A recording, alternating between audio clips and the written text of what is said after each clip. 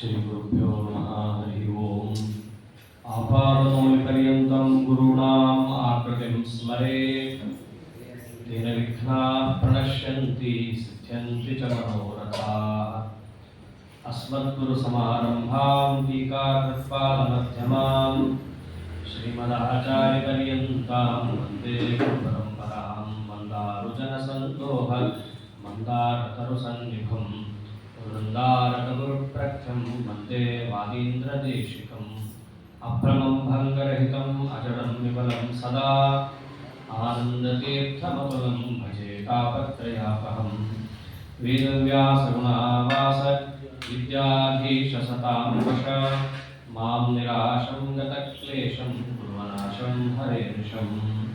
द्वैपायनोष्ठपुटनिःसृतमप्रमेयम् पुण्यं पवित्रमथ पापहरं शिवं च यो भारतं समधिगच्छति वाच्यमानं किं तस्य पुष्करजनैरभिषेचनेन। जयति पराशरसूनुः सत्यवती हृदयनन्दनो व्यासः यस्यास्य कमलगलितं वाङ्मयमृतं जगत्पिबति।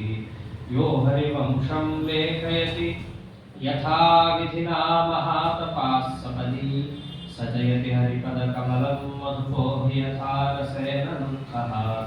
नारायणं नमस्कृत्य नरं चैव नरोत्तमं देवीं सरस्वतीं व्यासं ततो जयमुदीरयेत्। श्रीगुरुभ्यो नमः। हरि ओम्।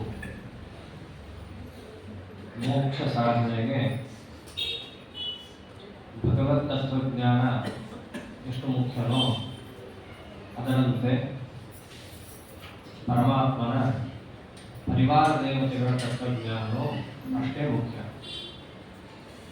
ಆಧ್ಯಾಯನ್ ತಾರತಮ್ಯಂ ಸ್ಫುಟಮವತಿ ಸದಾ ವಾಯುರಸ್ಮತ್ ಗುರುಸ್ಥಂ ವಿಷ್ಣೋರತ್ಯುತ್ತಮತ್ವಾತ್ ಅಖಿಲ ಗುಣಗಣೈಸ್ತತ್ರ ಭಕ್ತಿಂ ಗರಿಷ್ಠಾಂ ಸಂಕೃಷ್ಟೇ ಶ್ರೀಧರಾಭ್ಯಾಂ ಅಮುಮಥ ಪರಿವಾರಾತ್ಮನ ಸೇವಕೇಶು.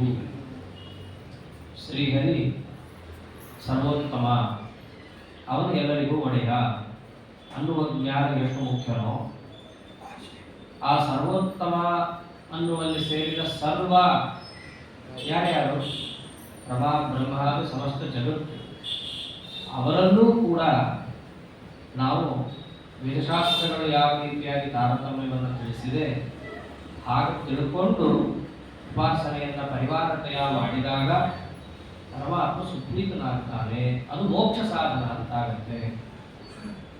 ಪರಮಾತ್ಮನನ್ನ ಸರ್ವೋತ್ತಮ ಅಂತ ಅಂತೀವಿ, ಮಿಕ್ಕವರೆಲ್ಲರೂ ಜೀವರೇ ತಾನೆ, ಎಲ್ಲರೂ ಒಂದೇ ಸಮಾನ ಅಂತ ಕೆಲವು ವಾದಿಗಳಿದ್ದಾರೆ. ಅದು ತಪ್ಪು. ಪ್ರತಿಯೊಬ್ಬ ಜೀವರಾಶಿಗಳಲ್ಲೂ ಕೂಡ ತಾರತಮ್ಯ ಇದೆ. ಆ ತಾರತಮ್ಯವನ್ನು ನಿರ್ಣಯ ಮಾಡೋದು ಯಾರು ಅಂತಂದ್ರೆ ನಾನು ನೀವಲ್ಲ. ಯಾವ ವೇದಶಾಸ್ತ್ರಗಳಿಂದ ಅವರ ಅಸ್ತಿತ್ವ ಗೊತ್ತಾಗುತ್ತೋ ಅದೇ ವೇದಶಾಸ್ತ್ರಗಳೇ ಅವರ ಕಕ್ಷೆಯನ್ನು ಕೂಡ ನಿರ್ಣಯ ಮಾಡಿಕೊಟ್ಟಿದೆ. ಆದ್ದರಿಂದ ಭಗವತ್ ತತ್ವ ತಿಳಿಯೋದು ಎಷ್ಟು ಮುಖ್ಯನೋ ಅವರ ತರುವಾಯ ರಮಾತತ್ವ ಅದನ್ನು ತಿಳಿಯೋದು ಕೂಡ ಅಷ್ಟೇ ಮುಖ್ಯವಾಗಿದೆ. ರಮಾತತ್ವ ಅಂತ ಬಂದಾಗ ಭಗವದ್ಗೀತೆಯಲ್ಲಿ ಅದರ ವೈಭವವನ್ನು ಶ್ರೀಹರಿನೇ ತಿಳಿಸಿದ್ದಾರೆ. ಆದರೆ ಚರಿತ್ರೆಯಲ್ಲಿ ನೋಡುವಾಗ ಜನರು ಅರ್ಥ ಮಾಡಿಕೊಳ್ಳೋದಕ್ಕಿಂತ ಅಪಾರ್ಥ ಮಾಡಿಕೊಂಡಿದ್ದೇ ಹೆಚ್ಚು. ಶ್ರೀತತ್ವ ಅಷ್ಟು ಬೇಗ ಒಲಿಯಲ್ಲ, ಅದು ಕಷ್ಟ ಅಂತ ಹೇಳಿ ಗೀತಾ ಭಾಷ್ಯದಲ್ಲೇ ಆಚಾರ್ಯರು ತಿಳಿಸಿದ್ದಾರೆ. ಪರಮಾತ್ಮ ಸುಲಭ, ರಮಾತತ್ವ ಕಷ್ಟ. ಕಷ್ಟ ಅಂತಂದ್ರೆ ಅವಳದ್ದು ಉಪಾಸನೆ ಮಾಡಬೇಕಪ್ಪ, ನಿಮಗೆ ಅಷ್ಟು ಅನುಕೂಲವಾಗಲ್ಲ ಅನ್ನೋಷ್ಟು ಕಷ್ಟ ಇದೆ. ಅದಕ್ಕೆ ರಮಾದೇವಿಯನ್ನು ಪ್ರತ್ಯೇಕ ಉಪಾಸನೆ ಮಾಡಬಾರ್ದು, ಅವಳನ್ನ ಪರಮಾತ್ಮನ ಜೊತೆಯಾಗಿಯೇ ಉಪಾಸನೆ ಮಾಡಬೇಕು ಅನ್ನೋಷ್ಟು ಹೇಳಿದ್ದಾರೆ. ಆದರೆ ಅವತಾರದ ಚರಿತ್ರೆಯಲ್ಲಿ ನೋಡಿದಾಗ ರುಕ್ಮಿಣೀ ದೇವಿ ಶ್ರೀ ತತ್ವವೇ ಅಂತ ಸಂದೇಹ ಬರುತ್ತೇನೆ. ಸತ್ಯಭಾಮ ಅಂತೂ ಆಗಲಿಕ್ಕೆ ಸಾಧ್ಯ ಇಲ್ಲ ಬಿಟ್ರೆ, ಅಷ್ಟು ಯಾರು ಹಠ ಮಾಡ್ತಾರೆ?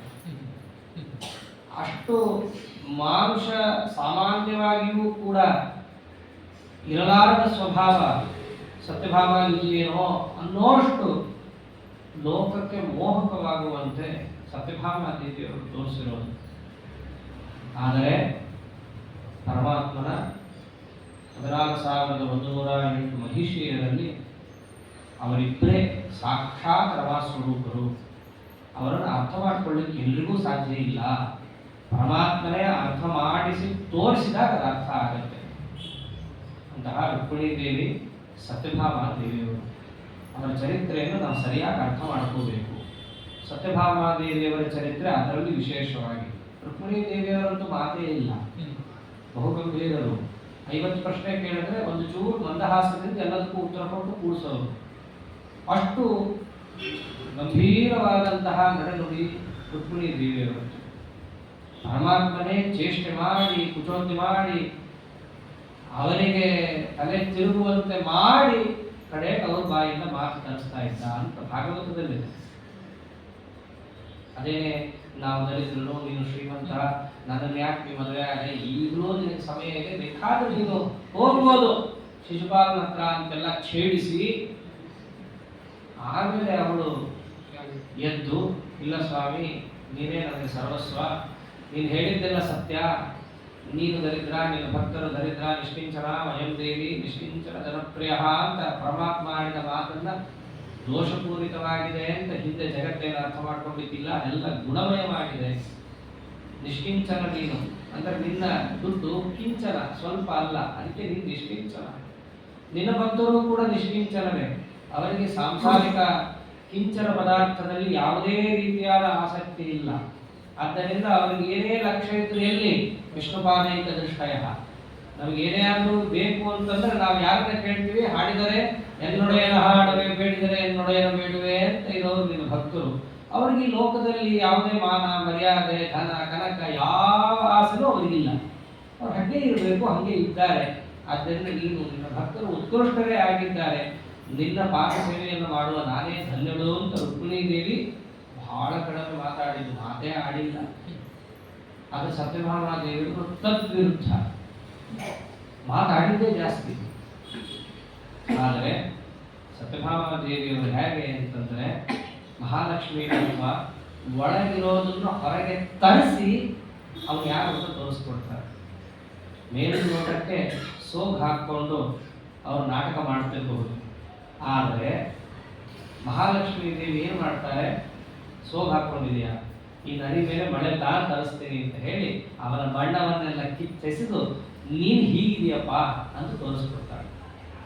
ತುಂಬ ಒಳ್ಳೆಯವನಾಗಕ್ಕೆ ಹೋಗ್ಬೇಡ, ಏನು ಬೇಡರಿ, ಅವನು ಹೇಗಿದ್ದಾನೆ ಅಂತ ಗೊತ್ತಾಗಬೇಕು, ಮತ್ತು ದುಡ್ಡು ಬಂದು ಸಾಕು, ಎಲ್ಲ ಹೊರಗೆ ಬಂದ್ಬಿಡುತ್ತೆ. ಯಾರ್ಯಾರ ಮೇಲೆ ಸಿಟ್ಟಿರುತ್ತೋ ಒಮ್ಮೆಲೆ ಕಾರ್ಕೋತಾನೆ, ಆ ದುಡ್ಡು ಅಷ್ಟು ಮಾಡಿಸ್ಬಿಡುತ್ತೆ, ಹೊರಗಿನ ದುಡ್ಡು. ಇಲ್ಲ ತಾನೇ ಒಳಗಡೆ ಅವ್ಯಕ್ತ ಸ್ವಾಭಿಮಾನಿನಿ ನಿಂತು ಪ್ರೇರಣೆ ಮಾಡಿದ್ಲು ಅಂತಂದ್ರೆ ದೇವಾದಿದೇವತೆಗಳು ಕೂಡ ಬಗ್ಗೆ ಬರೋರೆ. ಆ ಕಥೆಯೇ ನರಕಾಸುರನ ವಧ ಪ್ರಸಂಗ. ನಾವು ರಮಾತತ್ವವನ್ನು ಜಗತ್ತು ಹೇಗೆ ಅರ್ಥ ಮಾಡ್ಕೋಬೇಕು. ಭಾಗವತದಲ್ಲಿ ಸ್ವಲ್ಪ ಸ್ಥೂಲವಾಗಿ ಬಂದಿದೆ, ಅಲ್ಲಿ ಬಂದದ್ದೆಲ್ಲರಿಗೂ ಪ್ರಾಯ ಗೊತ್ತೇ ಇರುತ್ತೆ. ನರಕಾಸುರನ ಉಪಟಳ ಬಂದಾಗ ಇಂದ್ರ ನರಕಾಪಟ್ಟಣಕ್ಕೆ ಹೋಗಿ ಪರಮಾತ್ಮನ ಅಪಾಯಿಂಟ್ಮೆಂಟ್ ತಗೊಂಡು ಕಾದು ನಿಂತು ಕೃಷ್ಣ ಬರೋ ತನಕ ಎದ್ದು ನಿಂತು ಬಹಳ ಗೌರವ ಕೊಡ್ತಾನೆ ಇಂದ್ರ. ಆವಾಗ ತುಂಬ ವರ್ಣನೆ ಮಾಡಿದ್ದಾರೆ ಅದನ್ನು. ಯಾಕೆ ಇಷ್ಟು ಹೇಳೋದಂದ್ರೆ ಮುಂದೆ ಅವನೇ ಅಷ್ಟು ಹಾರಾಡ್ತಾನೆ. ಕೃಷ್ಣ ನೀನೇ ನನ್ನ ಗತಿ, ನರಕಾಸುರ ಒದ್ದಾಡಿಸ್ತಾ ಇದ್ದಾನೆ. ಪ್ರಾಗ್ಜ್ಯೋತಿಷಪುರದಲ್ಲಿ ಅವನು ದೊಡ್ಡ ಊರು ಕಟ್ಕೊಂಡು ಕೂತಿದ್ದಾನೆ. ಹೋಗ ನಾಶ ಮಾಡೋಣ ಅಂತಂದ್ರೆ 7 ಸಪ್ತದುರ್ಗ, ಜಲದುರ್ಗ, ವರದುರ್ಗ, ಅಗ್ನಿದುರ್ಗ, ಹೋಗೋದೇ ಇಲ್ಲ. ನಾವು ಅವಧ್ಯರಾಗಿ ಕೂತಿದ್ದಾನೆ ನಿನ್ನ ಮಗ ಎಲ್ಲಕ್ಕಿಂತ. ಆದ್ದರಿಂದ ನೀನೇ ನಮ್ಮ ಕಾಪಾಡಬೇಕು. ಈಗ ಯಾಕೆ ಬಂದಿ ಅಂತಂದ್ರೆ ಮಾತು ಪರಿಭವ ನೇಯಿ. ಮಾತಾ ಅಂದ್ರೆ ದೇವಮಾತಾ ಅದಿತಿ, ಅವಳ ಕರ್ಣಕುಂಡಲಗಳನ್ನು ಕೂಡ ಕಿತ್ಕೊಂಡು ಹೋಗ್ಬಿಟ್ಟಿದ್ದಾನೆ. ತಾಯಿಯ ಕರ್ಣಕುಂಡಲಗಳನ್ನು ರಕ್ಷಿಸಲಿಕ್ಕಾಗದಂತಹ ಶಕ್ತಿಹೀನರಾಗಿ ಹೋಗಿದ್ದಾರೆ ದೇವತೆಗಳು. ನೀನು ಪಾದಕ್ಕೆ ಬಂದು ಬಿದ್ದಿದ್ದೀವಿ, ನನ್ನ ಹತ್ರ ಯಾಕೆ ಬಂದ್ರಿ ಅಂತಂದ್ರೆ ಅವಾಗ ಇಂದ್ರ ಅಂತಾನೆ, ನೀ ನನ್ನ ತಮ್ಮ ತಾನೆ, ಉಪೇಂದ್ರ ಅಂತ ಹಾಕ್ಬಿಟ್ಟಿರ್ತಾನಲ್ಲ, ನೀನ್ ಎಷ್ಟೇ ಆದ್ರೂ ನನ್ನ ತಮ್ಮ, ನಿನ್ ತಾಯಿ ಕರ್ಣಕುಂಡಲಗಳೇ ಅವು, ಎಷ್ಟೇ ಆದ್ರೂ ಕೂಡ ಈ ಸಂಬಂಧ ಹಚ್ತಾನೆ. ಇದನ್ನೇ ಪರಮಾತ್ಮ ಮುಂದೆ ಬಹಳ ಹಿಡ್ಕೊಂಡು ಆಟ ಆಡ್ತಾನೆ. ನಿನ್ ತಾಯಿದೆ ಅದು, ಅದರಿಂದ ನಿಂದು ಜವಾಬ್ದಾರಿ ಇದೆ. ಆದ್ದರಿಂದ ನೀನು ಬಂದು ನಮಗೆ ಅನುಗ್ರಹ ಮಾಡಬೇಕು ಅಂತ ಕೇಳ್ಕೊಂಡು ಹೋಗ್ತಾನೆ. ಪರಮಾತ್ಮ ಅವಾಗ ಬೇರೆ ಕಾರ್ಯದಲ್ಲಿ ತತ್ಪರ ಆಗಿರ್ತಾನೆ. ವಾಸ್ತವದಲ್ಲಿ ರುಕ್ಮಿಣಿ ದೇವಿ ಒಂದು ವ್ರತ ಹೇಳಿದಿರ್ತಾರೆ. ಆ ವ್ರತಕ್ಕೆ ಅಂತ ರೈವತ ಪರ್ವತಕ್ಕೆ ಹೋಗಿರ್ತಾನೆ ಪರಮಾತ್ಮ. ಹೋಗ್ಬೇಕಾಗಿರುತ್ತೆ, ಇವ್ರು ಅಷ್ಟೊಂದು ಬಂದು ಪ್ರಾರ್ಥನೆ ಮಾಡ್ತಾನೆ. ಮಧ್ಯದಲ್ಲಾಗುವ ಕಥೆಯನ್ನು ಹರಿವಂಶ ಹೇಳುತ್ತೆ. ಭಾಗವತದಲ್ಲಿ ಬಹಳ ಸ್ಥೂಲವಾಗಿ ಇಂದ್ರ ಕೇಳಿದ, ಪರಮಾತ್ಮ ಹೋದ, ನರಕನನ್ನ ಬಡದ, ದೇವತಾ ಲೋಕಕ್ಕೆ ಹೋಗಿ ಕರ್ಮಗಳನ್ನು ಕೊಟ್ಟ ಅಂತ ಹೇಳ್ಬಿಟ್ಟಿದೆ. ಮಧ್ಯದಲ್ಲಾಗಿದ್ದರೆ ಹರಿವಂಶ ಹೇಳುತ್ತೆ. ರುಕ್ಮಿಣಿ ದೇವಿಯ ಒಂದು ವ್ರತಕ್ಕೆ ಅಂತ ಪರಮಾತ್ಮ ಹೋಗ್ತಾನೆ. ಇಂದ್ರ ಪ್ರಾರ್ಥಿತನಾದ ಆಗಿ ಮಾಡ್ತೀನಿ ಅಂತಂದ ದೇವರು ಎಂದೆಂದೂ ಕೂಡ ತಕ್ಷಣ ಹಿಂಗೆ ಮಾಡಿಕೊಟ್ಟಿದ್ದೇ ಇಲ್ಲ. ಸ್ವಲ್ಪ ಆಯ್ತಪ್ಪ ಮಾಡ್ತೀನಿ, ದೇವರು ಹೇಳಿದರೆ ಅಂತ ಮಾಡ್ತಾನೆ ಅಷ್ಟೇ.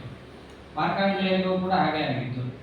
ನರನಾರಾಯಣ ರೂಪದಿಂದ ಬಂದ, ಪ್ರಳಿಯೋದಕ ರೂಪ ನೋಡಬೇಕು ಅಂದ್ರು, ತಥಾಸ್ತು ಅಂತಂದ. ಯಾವಾಗ ತೋರಿಸ್ತೀಯ, ಹೆಂಗೆ ತೋರಿಸ್ತೀಯ, ಎಷ್ಟು ಗಂಟೆಗೆ ತೋರಿಸ್ತೀಯ, ಇವತ್ತೇ ಆದ್ರೆ ನಾನು ರೆಡಿ ಇದ್ದೀನಿ, ನಾಳೆ ಆದರೆ ಕಷ್ಟ. ಈ ಹುಚ್ಚುಚ್ಚಿಗೆಲ್ಲ ಅವಕಾಶ ಇಲ್ಲ. ಪರಮಾತ್ಮ ಕೊಡ್ತಾನವರ ಕೊಡ್ತಾನೆ ಅಷ್ಟೇ. ಪರಮಾತ್ಮನ ಪಾದಕ್ಕೆ ಹಾಕಿದ್ವಾ ನಿಶ್ಚಿಂತೆಯಾಗಿರ್ಬೇಕು. ಕೆಲವರು ಇರ್ತಾರೆ ದೇವ್ರ ಮುಂದೆ ಹಾಕಿ ಹತ್ಕೋತಾರೆ, ಸ್ವಾಮಿ ನೀನು ಈ ಕೆಲಸ ಮಾಡಿಸು, ತುಪ್ಪದೀಪ ಹಚ್ಚಿಡ್ತೀನಿ, ನನ್ನ ಕೆಲಸ ಎಲ್ಲ ಮುಗಿದಿದೆ, ನನ್ನ ಪ್ರಯತ್ನ ಏನೇನಿದೆಯೋ ಎಲ್ಲ ಮಾಡಾಗಿದೆ, ನಿನ್ನ ಪಾದಕ್ಕೆಲ್ಲ ಅರ್ಪಿಸಿದ್ದೀನಿ, ಈಗ ನೀನು ನೋಡ್ಕೋ ಅಂತ ಹೇಳಿ ಜಾಸ್ತಿ ಹಾರಕ್ಕೆ ಶುರು ಮಾಡ್ತಾರೆ. ಎಲ್ಲಿ ದೇವರು ನಂಬೋದೆಲ್ಲ ಆಗಲ್ಲ, ನಾವು ಕೆಲಸ ಮಾಡಬೇಕು ಅಂತಂತಾರೆ. ದೇವ್ರು ಮಾಡ್ಬೇಕು ಯಾಕೆ ಅಂತಾನೆ. ದೇವರು ಅವ್ರ ಮೇಲೆ ವಿಶ್ವಾಸನೇ ಇಲ್ಲ ಅಂದ್ರೆ ಡಾಕ್ಟ್ರೇ ಕೆಲಸ ಮಾಡಲ್ಲ, ಇನ್ನು ದೇವರೇ ಕೆಲಸ ಮಾಡ್ತಾರೆ. ಆದ್ದರಿಂದ ಪರಮಾತ್ಮನ ಮೇಲೆ ವಿಶ್ವಾಸ ಅನ್ನೋದು ಬಹಳ ಮುಖ್ಯ. ರಕ್ಷತೀತ್ಯವ ವಿಶ್ವಾಸ ಅಂತ ಅದನ್ನೇ ಶಾಸ್ತ್ರದಲ್ಲಿ ಹೇಳಿರೋದು. ಇಂದ್ರ ದೇವರು ಅಂತಹ ವಿಶ್ವಾಸವನ್ನೇ ದೇವರು ಕಾಪಾಡ್ತಾನೆ ಅಂತ ಹೋಗಿದ್ದಾರೆ. ನಮ್ಮ ಸ್ವಾಮಿನವರು ಕೂಡ ರೈವತ ಪರ್ವತಕ್ಕೆ ಹೋಗಿ ರುಕ್ಮಿಣಿ ದೇವಿ ಒಂದು ವ್ರತವನ್ನು ಮಾಡಿರ್ತಾಳೆ. ಅದು ಉದ್ಯಾಪನಾ ಕಾರ್ಯಕ್ರಮಕ್ಕೆ ಹೋದಾಗ ಎಲ್ಲ ಬ್ರಾಹ್ಮಣರು ಬಂದಿದ್ದಾರೆ. ಅವ್ರಿಗೆ ಏನೇನು ಬೇಕೋ ದಾನ ಧರ್ಮವನ್ನು ಮಾಡಿದ. ವ್ರತದ ಉದ್ಯಾಪನೆ ಆಯಿತು. ನಾರದರು ಬಂದಿದ್ರು. ನಾರದರು ಏನು ಮಾಡಿದ್ರು ಅಂತಂದ್ರೆ ದೇವಲೋಕದಿಂದ ಒಂದು ಹೂ ತಂದಿದ್ರು. ಕೃಷ್ಣನ ಕೈಗೆ ಕೊಟ್ಟು, ಕೃಷ್ಣ ಇದನ್ನ ನೀನು ರುಕ್ಮಿಣಿ ದೇವಿಯವರಿಗೆ ಕೊಡು, ಬಹಳ ಒಳ್ಳೆ ಪುಷ್ಪ, ದೇವತಾ ಲೋಕದ್ದು, ಯಾರ್ಯಾರಿಗೂ ಸಿಗಲ್ಲ, ನಿನಗೆ ಯಾರು ಅತ್ಯಂತ ಪ್ರಿಯರೋ, ನಿನ್ನ 16,108 ಜನರಲ್ಲಿ ಯಾರು ಅತ್ಯಂತ ಪ್ರಿಯರೋ ಅಂತಹ ಪ್ರಿಯರಾದಂತಹ ರುಕ್ಮಿಣಿ ದೇವಿ ಇದನ್ನು ಕೊಡಬೇಕು ಅಂತ ಹೇಳಿ ದೇವಕಾರ್ಯ ದುರಂಧರವರು. ಆದ್ದರಿಂದ ನಾರದರಷ್ಟು ಹೇಳಿದ್ರು, ಪರಮಾತ್ಮನ ಕೈಗೆ ಕೊಟ್ಟರು. ಪರಮಾತ್ಮನು ಕೂಡ ಪಕ್ಕದಲ್ಲೇ ಇದ್ದು ರುಕ್ಮಿಣಿ ದೇವಿ ಕೊಟ್ಟ. ಎಲ್ಲರೂ ಕೂಡ ಏನು ಆಶ್ಚರ್ಯ ಅಂತಂದ್ರು. ಪಟ್ಟದ ರಾಣಿ ಎಷ್ಟೇ ಆದ್ರು ಪರಮಾತ್ಮನಿಗೆ ಅತ್ಯಂತ ಪ್ರಿಯಳು, ಹೋಗಿ ಕರ್ಕೊಂಡು ಬಂದಿದ್ದಾನೆ ಕೃಷ್ಣ ಅವಳನ್ನ. ಮಿಕ್ಕದವರೆಲ್ಲ ಇದ್ದಲ್ಲೇ ಬಂದು ವಿವಾಹ ಆದವರು. ಪರಮಾತ್ಮ ಕುಂಡಿನಾಪಟ್ಟಣಕ್ಕೆ ಹೋಗಿ ಹೊಡೆದಾಡಿ ಎಲ್ಲರ ಜೊತೆ ಗುದ್ದಾಡಿ ಕರ್ಕೊಂಡ್ ಬಂದಿರುವಂಥವಳು ಪ್ರಿಯತಮಳು ಇವಳು, ಕೊಟ್ಟರು ಅಂತ ಎಲ್ಲರೂ ಅನ್ಕೊಂಡ್ಬಿಟ್ರು. ಅವಳು ಹುಡ್ಕೊಂಡ್ಳು. ಹೂವಿಗೆ ಅವಳು ಅಲಂಕಾರನೇ ಹೊರತು ಅವಳಿಗೂ ಅಲಂಕಾರ ಅಲ್ಲ ಅಂತ ನಾರದ್ರೆ ಹೇಳ್ತಾರೆ. ಅವಳಿಗೆ ಹೂವಿಂದೇನು ಆಗಬೇಕಾಗಿಲ್ಲ. ಆ ಹೂವಿನ ಮಹತ್ವವನ್ನೆಲ್ಲ ಹೇಳ್ತಾರೆ. 1 ವರ್ಷ ಇದು ಮಾಡಲ್ಲ, ನಿಮಗೆ ಏನು ವಾಸನೆ ಬೇಕೋ ಒಳ್ಳೇದು ಆ ವಾಸನೆ ನಿಮ್ಗೆ ಕೊಡುತ್ತೆ ಅಂತ ಹೂ ನೋಡ್ರಿ. ನಿಮಗೆ ಮಲ್ಲಿಗೆ ಹೂ ಹಾಕೊಂಡ್ರೆ ಮಲ್ಲಿಗೆ ಹೂ ಮಾತ್ರ ಕೊಡುತ್ತೆ, ಬೇಡ ನನಗೆ ಗುಲಾಬಿ ಬೇಕು ಅಂತ ಸಿಗಲ್ಲ, ಅದು ಗುಲಾಬಿನೇ ಹುಡ್ಕೋಬೇಕು. ಆದ್ರೆ ಆ ಹೂ ಹಂಗಲ್ಲ, ನಿಮಗೆ ಬೇಕಾದ ವಾಸನೆಯನ್ನ ಆ ಹೂ ಒಂದೇ ಕೊಡುತ್ತೆ. ಆ ಸುವಾಸನೆ ಬೀರ್ತಾನೆ ಇರುತ್ತೆ. ಆರೋಗ್ಯ ಭಾಗ್ಯ ವರ್ಧಕ ಹೂವು ಅಂತೆಲ್ಲ ಹೊಗಳಿ ಪರಮಾತ್ಮನಿಗೆ ಕೊಟ್ಟರು. ಪರಮಾತ್ಮ ರುಕ್ಮಿಣಿ ಕೊಟ್ಟ. ರುಕ್ಮಿಣಿ ನೀವು ಮುಡುಕೊಂಡ್ರು, ಎಲ್ಲರೂ ಖುಷಿಯಾಗಿದ್ರು. ಆದರೆ ಆ ರೈವತ ಪರ್ವತಕ್ಕೆ ಬೇರೆಯವರು ಬಂದಿರ್ತಾರಲ್ಲ, ಯಾರ ಮನೆಯಲ್ಲಿ ಗೋಡೆ ಬಾಗಿಲುದೆಲ್ಲ ಕಿವಿ ಇರುತ್ತೆ, ಹಂಗೆ ಅಲ್ಲೂ ಕೂಡ ಎಷ್ಟೋ ಕಿವಿ ಇತ್ತು. ಸತ್ಯಭಾಮ ಕಡೆಯವರೆಲ್ಲ ಬಂದಿದ್ರು. ಅವ್ರು ಸೀದಾ ಹೋಗಿ ಸತ್ಯಭಾಮ ಕೇಳಿದ್ರು, ಸತ್ಯಭಾಮ ಹಿಂಗೆ ಆಗ್ಬಾರ್ದಾಗಿತ್ತು. ಆ ಕಿವಿ ಚುಚ್ಚೋರು ಬಹಳ ಚೆನ್ನಾಗಿರ್ತಾರ ಅವರು. ಅವ್ರು ನಿಮಗೆ ಹೆಂಗೆ ಹೇಳಿದ್ರೆ ನೀವು ರೇಗಾಡ್ತೀರಾ ಅಂತ ಗೊತ್ತಿದ್ದ ಹಾಗೆ ಮಾತಾಡ್ತಾರೆ. ಹಿಂಗೆ ಆಗ್ಬಾರ್ದಾಗಿತ್ತು. ಕೃಷ್ಣ ನೋಡಿ ಹೆಂಗ್ ಮಾಡ್ದ.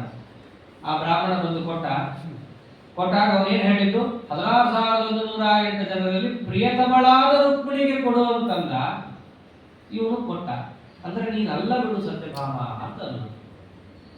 ಕೇಳಬೇಕಾ ಸತ್ಯಭಾಮ ಸಿಟ್ಟು. ಆಗಿನ ಕಾಲದಲ್ಲೆಲ್ಲ ಅರಮನೆಯಲ್ಲಿ ಗೋಪಗೃಹ ಅಂತ ಬಂದಿತ್ತು.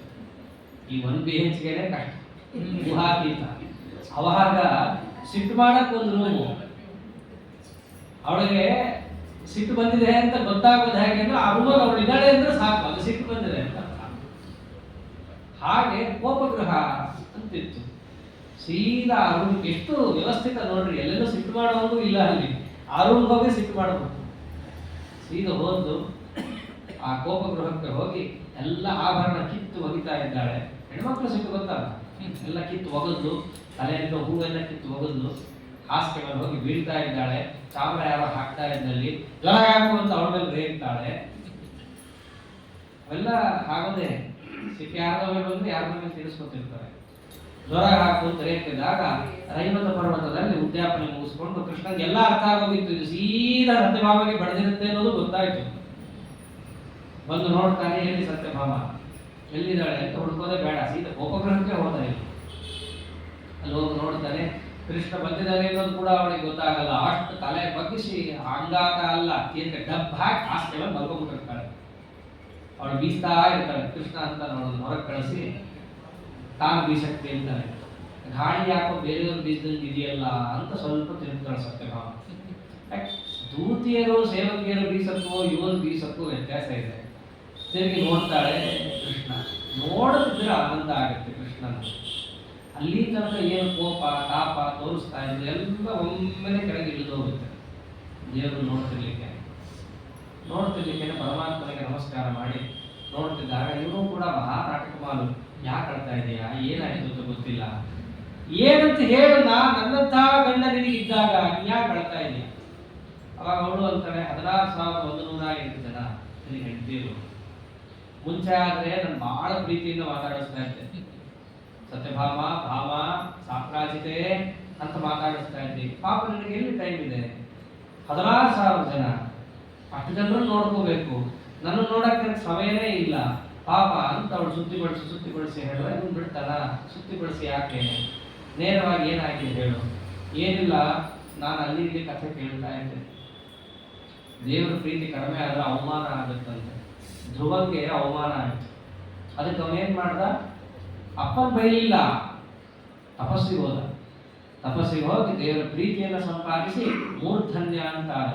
ಹಾಗೆ ಈಗ ನಾನು ಕೂಡ ನಿನ್ನ ಪ್ರೀತಿ ಪಾತ್ರಗಳಲ್ಲಿ ಪ್ರಥಮಳಾಗಬೇಕು ಅಂದ್ರೆ ನಾನು ತಪಸ್ಸಿಗೆ ಹೋಗ್ತೇನೆ ಕೃಷ್ಣ, ಅವರನ್ನೇ ಕೊಡು ಅಂತ ಕೇಳ್ತಾಳೆ. ಹೆಂಗು ಸುತ್ತಿ ಬಳಸಿ ಮಾತಾಡ್ತಾಳೆ. ಇವೆಲ್ಲ ಕಾವ್ಯದಲ್ಲಿದೆ. ಗಚ್ಚ ಗಚ್ಚ ಸಚೇತ್ ಕಾಂತ ಪಂಥಾನ ಸಂತತೆ ಶಿವ ಮಮಾಪಿ ಜನ್ಮ ತತ್ರಯೋ ಭೂಯ ಯತ್ರಗತೋ ಭವ ಅಂತ. ಗಂಡ ಒಂದ್ ಕಡೆ ಹೋಗಕ್ಕೆ ನಿಂತಾನೆ ರೆಡಿಯಾಗಿ. ಹೆಂಡತಿಗೆ ಹೋಗೋದು ಇಷ್ಟ ಇಲ್ಲ. ಅವಳೇನಂತಳವಾಗ, ಹೋಗ್ತ್ಯಾ ಹೋಗು, ನಾನು ಕೂಡ ನೀನು ಹೋಗೋ ಜಾಗದಲ್ಲೇ ಹುಟ್ಟು ಬಿಟ್ರೆ ಇನ್ನೊಂದು ಸರ್ತಿ ಚೆನ್ನಾಗಿರುತ್ತೆ ಅಂತ ಅಂತಾಳೆ. ಅಂದ್ರೆ ಏನರ್ಥ? ನೀನು ಹೋದ್ರೆ ನಾ ಸಾಯ್ತೀನಿ ಅಂತ ಅರ್ಥ ಆಗುತ್ತೆ. ನೀನು ಹೋದ್ರೆ ನಾ ಸಾಯ್ತೀನಿ, ಅಲ್ಲಿ ಹುಟ್ಟಿ ಬರ್ತೀನಿ ಅಂತ ತಿರುಗಿ ಮುರುಗಿ ಹೇಳೋ ಮಾತದು. ಹಾಗೆ ಏನಂತಾರೆ ಇಲ್ಲಿ, ನಿನ್ನ ಪ್ರೀತಿ ಪಾತ್ರಗಳಲ್ಲಿ ಪ್ರಥಮಳಾಗಬೇಕಂದ್ರೆ, ಮೂರ್ಧನ್ಯಳಾಗಬೇಕಂದ್ರೆ ನನಗೆ ದೇವರ ಅನುಗ್ರಹ ಬೇಕು ಅನ್ಸುತ್ತೆ. ಅದಕ್ಕೆ ನಾನು ತಪಸ್ಸಿಗೆ ಹೋಗ್ತೀನಿ ಅಂತ. ಎಲ್ಲ ಅಂಥದ್ದೇನಾಗಿದೆ, ನಿನ್ನ ಪ್ರೀತಿ ಪಾತ್ರಗಳೇ ಅಂತ ಇರೋದು ಅಂತಾಗಿ ಏನೇನೋ ಹೇಳ್ಬೇಡ. ಗೊತ್ತಾಗಿದೆ. ಆ ಬಡ ಬ್ರಾಹ್ಮಣ ಎಲ್ಲರ ಮುಂದೆ ಮಾತಾಡ್ದ. ನಾರದನಿಗೆ ಅಂತಾಳೆ, ಅವಳಿಗೇನ್ರಿ ಎಲ್ರಿಗೂ ಅಂತಾಳೆ ಬಿಟ್ರೆ. ಯಂ ಕಾಮಯೇ ತಮ್ ತಮ್ ಉಗ್ರಂ ಪ್ರಣೋಮಿ ತಮ್ ಬ್ರಹ್ಮಾಂಡಂ ತಪಶಿಂ ತಮ್ ಸುಮೇಧ ಬ್ರಹ್ಮಾದಿ ದೇವತೆಗಳ ಅವಳು ಪಾದಕ್ಕೆ ಬಿದ್ದಾಗ ನಾರದುಡಿ ಆಗ್ಬೇಕ. ಆ ಬಡ ಬ್ರಾಹ್ಮಣ ಎಲ್ಲರ ಮುಂದೆ ಸಾಕ್ತಾ ಇದ್ದಾನೆ. ನಿನಗೆ ಎಲ್ಲ ಹೆಂಡರಲ್ಲಿ ಪ್ರೀತಿ ಪಾತ್ರಗಳಿಗೆ ಕೊಡು ಅಂದ್ರೆ ಅವಳಿಗೆ ಯಾಕೆ ಕೊಟ್ಟೆ ನೀನು? ನನ್ನ ನೆನಪಾಗ್ಲಿಲ್ವಾ? ಸತ್ಯಭಾಮ ಅಂತ ಒಬ್ಳಿದ್ದಾಳೆ, ಅವಳು ಮನೆಯಲ್ಲೇ ಇದ್ದಾಳೆ, ಎಲ್ಲೂ ಬಿಟ್ಟು ಹೋಗಿಲ್ಲ, ಅವಳು ಕೊಡ್ಬೇಕಂತ ಗೊತ್ತಾಗ್ಲಿಲ್ಲ, ನನ್ನ ನೆನಪು ಯಾಕಾಗ್ಲಿಲ್ಲ ನಿನಗೆ ಎಂದು ಶುರು ಮಾಡ್ತಾಳ. ಅವಾಗ ನೋಡು, ಅದು ಪ್ರಸಂಗ ಆಗಿತ್ತು. ಅವರು ನನಗೆ ಕೊಟ್ಟಿದ್ದೆ ರುಕ್ಮಿಣಿ ಕೊಡು ಅಂತ, ನೀನು ಕೊಡು ಅಂತ ಕೊಡ್ಲೇ ಇಲ್ಲ. ಅವರು ರುಕ್ಮಿಣಿ ಕೊಡು ಅಂತ ಕೊಟ್ಟಿದ್ದು ನಾ ಕೊಟ್ಟೆ, ನಂದೇ ತಪ್ಪು. ಕೊಟ್ಟೋದು ಕೊಟ್ರು, ಆದ್ರೆ ಬಾಯಿ ಬಿಟ್ಟು ಹೇಳಬೇಕು, ಇಲ್ಲ ಇವಳು ಪ್ರೀತಿ ಪಾತ್ರಳಲ್ಲ ಸತ್ಯಭಾಮ ಅಂತ ಬಾಯಿ ಬಿಟ್ಟು ಯಾಕೆ ಹೇಳಲಿಲ್ಲ? ಹೆಣ್ಣು ಮಕ್ಕಳು ಹಿಡಿದ್ರು ಅಂದ್ರೆ ಗಟ್ಟಿಯಾಗಿ ತಪ್ಪಿಸ್ಕೊಳಕ್ಕಾಗಲ್ಲ. ಕೊಡೋದು ಕೊಟ್ಟಿ ನಾಗರಿಗೆ ತಿದ್ದಬೇಕಿತ್ತು. ರುಕ್ಮಿಣಿ ಅಲ್ಲ ಸತ್ಯಭಾಮ ಪ್ರೀತಿ ಪಾತ್ರಗಳನ್ನು ಬಾಯಿ ಬಿಟ್ಟು ಹೇಳಬೇಕಿತ್ತು, ನೀವ್ಯಾಕೆ ಹೇಳಲಿಲ್ಲ? ನೋಡು, ಹಂಗಲ್ಲ, ಪರಿಸ್ಥಿತಿ ಹಂಗಿರ್ಲಿಲ್ಲ. ಆ ರಸಾಭಾಸ ಆಗ್ತಾ ಇತ್ತು, ಹಂಗೆಲ್ಲ ಮಧ್ಯೆ ಮಧ್ಯೆ ಮಾತಾಡಿದ್ರೆ ಹಂಗೆ ಕೊಡಬೇಕಾಗಿತ್ತು ನಾನು, ಅದೆಲ್ಲ ನನಗೆ ಗೊತ್ತಿಲ್ಲ, ನಿಮಗೆ ನನ್ನ ಮೇಲೆ ಪ್ರೀತಿ ಇಲ್ಲ, ನನಗೆ ಆ ಹೂ ಕೊಟ್ಟಿದ್ರು ನನಗೆ ಅರ್ಥ ಆಗ್ತಿತ್ತು ಅಂತ ಹೇಳಿ ತೆಗೆದು ಜಗಳ. ಪರಮಾತ್ಮ ಕಡೆಗೆ ಏನಂದ, ನಾನಿನ ಗಂಡ, ನಿನಗೇನು ಬೇಕು, ಅವಳು ಒಂದು ಹೂ ಕೊಟ್ಟಿದ್ದೀನಿ ಅಷ್ಟೇ, ನಿನಗೆ ಇಡೀ ಮರವೇ ತಂದು ಕೊಡ್ತೀನಿ ಬಿಡು ಅಂದ್ಬಿಟ್ಟ. ಸಾಮಾನ್ಯ ಹೆಣ್ಮಕ್ಳಿಗೆ ಹಂಗೆ ಹೇಳೋದು, ಅದ್ಯಾಕೆ ಇಡೀ ಅಂಗಡಿನ ತಂದು ಕೊಡ್ತೀನಿ ಬಾಯಲ್ಲಿ ಹೇಳ್ಬಿಡ್ತೀವಿ, ನಮಗೆ ಅದನ್ನು ತರಕ್ಕಾಗಲ್ಲ ಅಂಗಡಿನೂ ತರಕ್ಕಾಗಲ್ಲ. ಆದ್ರೆ ಇವನು ಹಂಗಲ್ಲ ಕೃಷ್ಣ ಪರಮಾತ್ಮ, ನಿನಗೆ ಆ ಒಂದು ಹೂ ಅವಳು ಕೊಟ್ಟಿದ್ದು, ರುಕ್ಮಿಣಿ ದೇವಿಗೆ ಒಂದು ಹೂ ಸಿಕ್ಕಿದ್ದು, ನಿನಗೇನು ಇಡೀ ಮರವೇ ತಂದು ಕೊಡ್ತೀನಿ ಅಂತ ಅಂದ್ಬಿಟ್ಟ. ಫುಲ್ಲು ಖುಷಿ. ಹಾಗಾಗಿ ಕೊಟ್ಟು ಅಲ್ಲಿ ಜಗಳ ನಿಲ್ತು. ಒಂದು ಕೆಲಸ ಮಾಡೋಣ, ಇವೆಲ್ಲ ಯಾರ ಮುಂದೆ ಆಡಿದ್ದು ಮಾತು, ನಾರದ ಮುಂದೆ, ಅವ್ರನ್ನ ಕರೆಸ್ರಿ ಅಂತ. ನಾರದ್ರ ಮುಂದೆ ಆಗಿದ್ದಲ್ಲ ಇವೆಲ್ಲ, ಪ್ರೀತಿ ಪಾತ್ರಗಳು ಪ್ರಥಮಗಳು ಇವೆಲ್ಲ ಅಲ್ತಾನೆ ಬಂದಿದ್ದು, ಅವ್ರನ್ನ ಕರೆಸ್ರಿ ಅಂತ. ಹಾಗಾಗಿ ಅಂತಂದ, ನಾರದನ್ನು ಕರೆಸಿದ್ರು. ಅವ್ರಿಗೆಲ್ಲ ಊಟ ಉಪಚಾರ ಎಲ್ಲ ಕೊಟ್ಟು ಬ್ರಾಹ್ಮಣಾತಿಥ್ಯ ಹೆಸರಲ್ಲಿ ಕೊಟ್ಟು ಮೇಲೆ ನಮಸ್ಕಾರ ಮಾಡೋದು. ಅವಳ ಮುಖ ನೋಡೇ ನಾರದ್ರಿಗೆ ಅರ್ಥ ಆಯ್ತು, ಓಹೋ ಅಮ್ಮ ಅವರು ಸ್ವಲ್ಪ ಸಿಟ್ಟಾಗಿದ್ದಾರೆ, ಹೇಳೋದೇ ಬೇಡ, ಸಿಟ್ಟಾದವರು ಆ ಕಡೆ ಈ ಕಡೆ ನಡೆದ್ರೆ ಗೊತ್ತಾಗೋಗುತ್ತೆ ಇವಳಿಗೆ ಮನಸ್ಸು ವ್ಯಗ್ರ ಆಗಿದೆ ಅಂತ. ನಾರದರು ಎಲ್ಲ ಆಗಿ ಕಡೆಗೆ ಆಶೀರ್ವಾದ ಮಾಡ್ಬೇಕಲ್ಲ, ಶತಮಾನ ಭೋಜನತಾಯಿ ಪುರುಷಃ ಸುಮಂಗಲಿ ಎಂಬುದು ಎಲ್ಲ ಆಗ್ಬೇಕಾದ್ರೆ ಸತ್ಯಭಾಮಾಗ ಆಶೀರ್ವಾದ ಮಾಡ್ಬೇಕಲ್ಲ. ಏನ್ ಮಾಡಿದ್ದು, ಗಂಡನಿಗೆ ಪ್ರೀತಿ ಪಾತ್ರಗಳಲ್ಲಿ ಪ್ರಥಮಳಾಗು ಅಂತ ಆಶೀರ್ವಾದ ಮಾಡ್ಬೇಕು. ಬೇಡ ಬೇಡ ತಾಯಿದು ಕೋಪ ಅಂತ ಹೇಳಿ ಆಶೀರ್ವಾದ ಮಾಡ್ತಾರೆ. ಸತ್ಯಭಾಮ ಅಷ್ಟೇ ಖುಷಿ ಆಯ್ತು, ಗಂಡ ಹೇಳಿದಾನೆ ತಂದ್ಕೊಡ್ತೀನಿ ಅಂತ, ನಾನೂ ಕೂಡ ನಾನೇ ಪ್ರೀತಿ ಪಾತ್ರಗಳು ಅಂತ ಒಪ್ಪಿದ್ದಾಯ್ತು, ಇನ್ನೇನು ಅಂತ ಹೇಳಿ ಸತ್ಯಭಾಮ ಸ್ವಲ್ಪ ತಣ್ಣಗಾಗ್ತದೆ. ಇಷ್ಟು ಯಾಕೆ ತೆಗಿತಾಳೆ ಪಾರಿಜಾತದ್ದು, ಯಾವಿಂದ್ರ ನಿಮ್ ಮುಂದೆ ಕೈ ಮುಕ್ಕೊಂಡು ಬಂದು ನಿಂತಿದ್ನೋ ಅವನ ಸ್ವಭಾವ ಹಂಗಿಲ್ಲ, ಬಹಳ ಕೈ ಮುಕ್ಕೊಂಡು ಬಂದು ನಿಂತಿರ್ತಾರಲ್ಲ ಅವ್ರೊಳಗೆ ಏನೋ ಕೊಟ್ಟಿ ಇರುತ್ತೆ, ಅವ್ರೊಳಗೆ ಏನಿದೆ ಅನ್ನೋ ಹೊರಗೆ ಬರಬೇಕು ಅಂತ ಹೇಳಿ ಇಷ್ಟು ನಾಟಕ ತೆಗಿತಾಳೆ ತಾಯಿ. ಅವ್ರ ಒಳಗಿರೋದು ಹೊರಗೆ ತೆಗೆಸ್ಬೇಕು ನಾವು. ಪಾರಿಜಾತ ಶಬ್ದಕ್ಕೆ ಅರ್ಥನೇ ಅದು, ಪ ಅಂದ್ರೆ ಲೋಕಪಾಲಕರು, ಅವರಲ್ಲಿರುವ ಅರಿಜಾತ ಅರಿಷಡ್ ವರ್ಗಗಳ ಸಮೂಹ, ಅದನ್ನ ಅಪಹಾರ ಮಾಡಿದವರು ಶ್ರೀಹರಿ. ಈ ಮರ ತಗೊಂಡು ಏನಾಗಬೇಕಾಗಿದೆ ಜಗನ್ಮಾತ ಜಗತ್ಪಿತ ಅವರಿಗೆ, ಅವರಲ್ಲಿರುವ ಅರಿಷಡ್ ವರ್ಗ ನಿಗ್ರಹ ಎಂಬುದು ಅವರ ಗುರಿಯಾಗಿತ್ತು. ತನ್ಮೂಲಕವಾಗಿ ಅವರೂ ಕೂಡ ಕಲ್ಯಾಣಾವೇಶಕ್ಕೆ ಒಳಪಡುವವರು ಅನ್ನೋದನ್ನು ಜಗತ್ತಿಗೆ ತೋರಿಸಿ, ರಮಾತತ್ವ ಅನ್ನೋದು ಒಳಗಿರುವ ದೋಷವನ್ನು ಹೊರ ಹಾಕಿಸುತ್ತೆ, ನಿವಾರಣೆಯನ್ನು ಮಾಡುತ್ತೆ. ಭಾಗವತ ಧರ್ಮದಲ್ಲಿ ಶುದ್ಧರಾಗಿ ನಿರತರಾದವರು ಇಂದ್ರಾದಿ ದೇವತೆಗಳಲ್ಲ, ರುದ್ರಾದಿಗಳು ಅಲ್ಲ, ಯಾರು ಅಂತಂದ್ರೆ ಮುಖ್ಯಪ್ರಾಣ ದೇವರು ಅನ್ನೋ ತತ್ವ ಅಲ್ಲಿ ತೋರಿಸ್ಬೇಕಾಗಿತ್ತು. ಅದಕ್ಕೆ ಇಷ್ಟು ಮಾಡಕ್ಕೆ ಹೊರಟಿದ್ದಾಳೆ ತಾಯಿ. ಇಷ್ಟಾಯ್ತು, ನಾರದ ಆಶೀರ್ವಾದ ಮಾಡಿದ್ರು. ಸತ್ಯಭಾಮ ಒಳಗೆ ಹೋದ್ಮೇಲೆ ನಾರದ ಅಲ್ಲೇ ಕೂತಿದ್ರು. ಹೋಗ್ಬರ್ತೇನೆ ಕೃಷ್ಣ ಅಂತಂದಾಗ ಇವನು ತೆಗೆದ. ನಾರದ್ರೆ ಒಂದು ಮಾತು, ಸ್ವರ್ಗಕ್ಕೆ ಹೋಗ್ತಿದ್ದೀರಲ್ಲ ಅಂತ ಕೇಳಿದ. ನಾರದಿಗೆಲ್ಲ ಅರ್ಥ ಆಗುತ್ತೆ ಅಷ್ಟರಲ್ಲೇ, ಹೌದು ಸ್ವರ್ಗಕ್ಕೆ ಹೋಗ್ತಿದ್ದೀನಿ, ಅಲ್ಲಿ ತಿಂಗಳ ಉತ್ಸವ ಮಾಡ್ತಾರೆ ನೋಡಿ ಕೃಷ್ಣ. ಏನು ಉತ್ಸವ ಅಂತಂದ್ರೆ ಇಂದ್ರ ದೇವರು ಅಲ್ಲಿ ರುದ್ರದೇವರು ಉತ್ಸವ ಮಾಡ್ತಾರೆ. ಉತ್ಸವ ಮಾಡುವಾಗ ಅಲ್ಲಿ ಒಂದು ಪಾರಿಜಾತ ಪುಷ್ಪವನ್ನು ಅರ್ಪಣೆ ಮಾಡ್ತಾರೆ. ಬಂದವರಿಗೆಲ್ಲ ಪ್ರಸಾದ ಅಂತ ಒಂದೊಂದು ಹೂವನ್ನು ಕೊಡ್ತಾರೆ. ಹಂಗೆ ನನಗೆ ಹೋದ ತಿಂಗಳು ಒಂದು ಹೂ ಕೊಟ್ಟಿದ್ರು, ಅದನ್ನೇ ನಿನಗೂ ತಂದ್ಕೊಟ್ಟೆ. ಮನೆಯಲ್ಲಿ ಸತ್ಯಭಾಮಾದೇವಿಯವರ ಮುಖ ನೋಡಿದ ತಕ್ಷಣ ಒಂದು ಅರ್ಥ ಆಯ್ತು, ಇನ್ನೊಂದು ಹೂ ಬೇಕು ಅನ್ಸುತ್ತೆ ನಿನಗೆ, ತಂದ್ಕೊಡ್ತೀನಿ ಅಂತಂದು. ಆ ಹೂಗೆ ಅಷ್ಟೇ ಮಹತ್ವ ಅಂತ ಕೃಷ್ಣನೇ ಕೇಳುತ್ತೆ. ಅವಾಗ ನಾರದಂತಾರೆ, ನೋಡು ಪಾರಿಜಾತ ಬಂದಿದ್ದು ಯಾರಿಂದ, ಅದಿತಿ ದೇವಿ ಕಶ್ಯಪನನ್ನು ಒಲಿಸಿದಾಗ ಅವರಿಗೋಸ್ಕರ ಕಶ್ಯಪನು ಸೃಷ್ಟಿ ಮಾಡಿಕೊಟ್ಟ ಮರ. ಆ ಮರದ ಕೆಳಗೆ ಕುಳಿತು ಕಶ್ಯಪರ ಎದುರಿಗೆ ಪುಣ್ಯಕ ವ್ರತವನ್ನು ಅವಳು ಮಾಡ್ತಾಳೆ. ಮಾಡಿದ್ದ ಯಾತಕ್ಕೆ ಅಂತಂದ್ರೆ ಭರ್ತೃ ಪ್ರೀತಿ ಸಂಪಾದನೆಗೋಸ್ಕರ ಆ ವ್ರತವನ್ನು ಮಾಡ್ತಾರೆ, ಪುಣ್ಯಕ ವ್ರತ ಅಂತ ಹೇಳಿ. ಪಾರಿಜಾತ ಮರ ಅಂತಂದ್ರೆ ಬಹಳ ದೊಡ್ಡದು, ನಿಮ್ಗೆ ಏನು ಕೇಳುತ್ತೋ ಆ ವರವನ್ನು ಕೊಡುತ್ತೆ. ಅದರ ಬುಡದಲ್ಲಿ ಹೋಗಿ ಕೂತ್ರೆ ಆಯುಷ್ಯ ಆರೋಗ್ಯ ಭಾಗ್ಯ ವೃದ್ಧಿ, ಮುಪ್ಪೇ ಬರಲ್ಲ. ಅಷ್ಟೇ ಅಲ್ಲ, ನಿಮಗೆ ಜನ್ಮಾಂತರದ ಸ್ಮರಣೆಯನ್ನು ಕೂಡ ಅದು ತಂದುಕೊಡುವಂತಹ ಮರ, ದಿವ್ಯವಾದ ಮರ. ಋಷಿಗಳು ಸೃಷ್ಟಿ ಮಾಡಿದ್ದು. ಅದಿತಿ ದೇವಿ ಪುಣ್ಯಕ ವ್ರತವನ್ನು ಮಾಡಿ ಕಶ್ಯಪರ ಸರ್ವ ಪ್ರೀತಿಯನ್ನು ಸಂಪಾದಿಸಿದವರು. ಅದನ್ನು ನೋಡಿ ಯಾರು ಬಂದರು, ರೋಹಿಣಿ ಬಂದು, ಚಂದ್ರನ ಹೆಂಡತಿ. 27 ನಕ್ಷತ್ರಾಭಿಮಾನಿ ದೇವತೆಗಳು ಚಂದ್ರನ ಹೆಂಡಂದ್ರು. ಅಷ್ಟರಲ್ಲಿ ಯಾರಿಗೆ ಚಂದ್ರನಿಗೆ ಪ್ರೀತಿ ಅಂತಂದ್ರೆ ರೋಹಿಣಿ ಮೇಲೆ, ಯಾಕಂದ್ರೆ ಅವಳು ಪುಣ್ಯಕ ವ್ರತ ಮಾಡಿದ್ದು. ಪುಣ್ಯಕ ವ್ರತ ಅಂತಂದ್ರೆ ಏನು? ಆ ಮರದ ಕೆಳಗೆ ಗಂಡನ ಕಟ್ಟ ಹಾಕಿ ಕೂಡಿಸಿ ಹೂಮಾಲೆಯಿಂದ ಅವನ್ನ ಮರಕ್ಕೆ ಕಟ್ಟಿ ಒಬ್ಬ ಬ್ರಾಹ್ಮಣನಿಗೆ ದಾನ ಮಾಡಬೇಕು. ಆ ವ್ಯಕ್ತಿಯನ್ನ ದಾನ ಮಾಡಿದ ಮೇಲೆ ಏನಾದರೂ ಆ ಬ್ರಾಹ್ಮಣ ಏನು ಕೇಳ್ತಾನೋ ಈ ವ್ಯಕ್ತಿಗೆ ಸಮಾನವಾದಂತಹ ಅಂಶಗಳನ್ನ ಆ ಬ್ರಾಹ್ಮಣನಿಗೆ ಕೊಟ್ಟು ಬಿಡಿಸ್ಕೋಬೇಕು ಅವನನ್ನು. ಇಷ್ಟು ಮಾಡಿದ್ರೆ ಗಂಡನ ಪ್ರೀತಿಯನ್ನು ಅವನು ಶಾಶ್ವತವಾಗಿ ಪಡಿತಾಳೆ ಅಂತ ಪುಣ್ಯಕ ವ್ರತ ಮುಂದಿನ ವಿಸ್ತಾರವಾಗಿ ಹೇಳುತ್ತಾರೆ. ಈ ಪುಣ್ಯಕ ವ್ರತವನ್ನು ಮಾಡ್ಲಿಕ್ಕೋಸ್ಕರ ಪಾರಿಜಾತವನ್ನು ತಂದ್ರು. ಆ ಪಾರಿಜಾತ ಅನ್ನೋದು ಒಂದು ಮಹತ್ವ ಉಳ್ಳದ್ದು ಅಂತ ಹೇಳಿದಾಗ ಕೃಷ್ಣ ಪರಮಾತ್ಮ ಅಂದ, ನಾನು ಒಂದು ಕೆಲಸ ಮಾಡ್ರಿ, ಸ್ವರ್ಗಕ್ಕೆ ಹೋಗ್ತಾ ಇದ್ದೀರಲ್ಲ, ಇವಳಿಗೆ ನನ್ನ ಪ್ರೀತಿಯನ್ನ ಹೆಚ್ಚು ಸಂಪಾದನೆ ಮಾಡಬೇಕು ಅಂತ ಬಂದ್ಬಿಟ್ಟಿದೆ.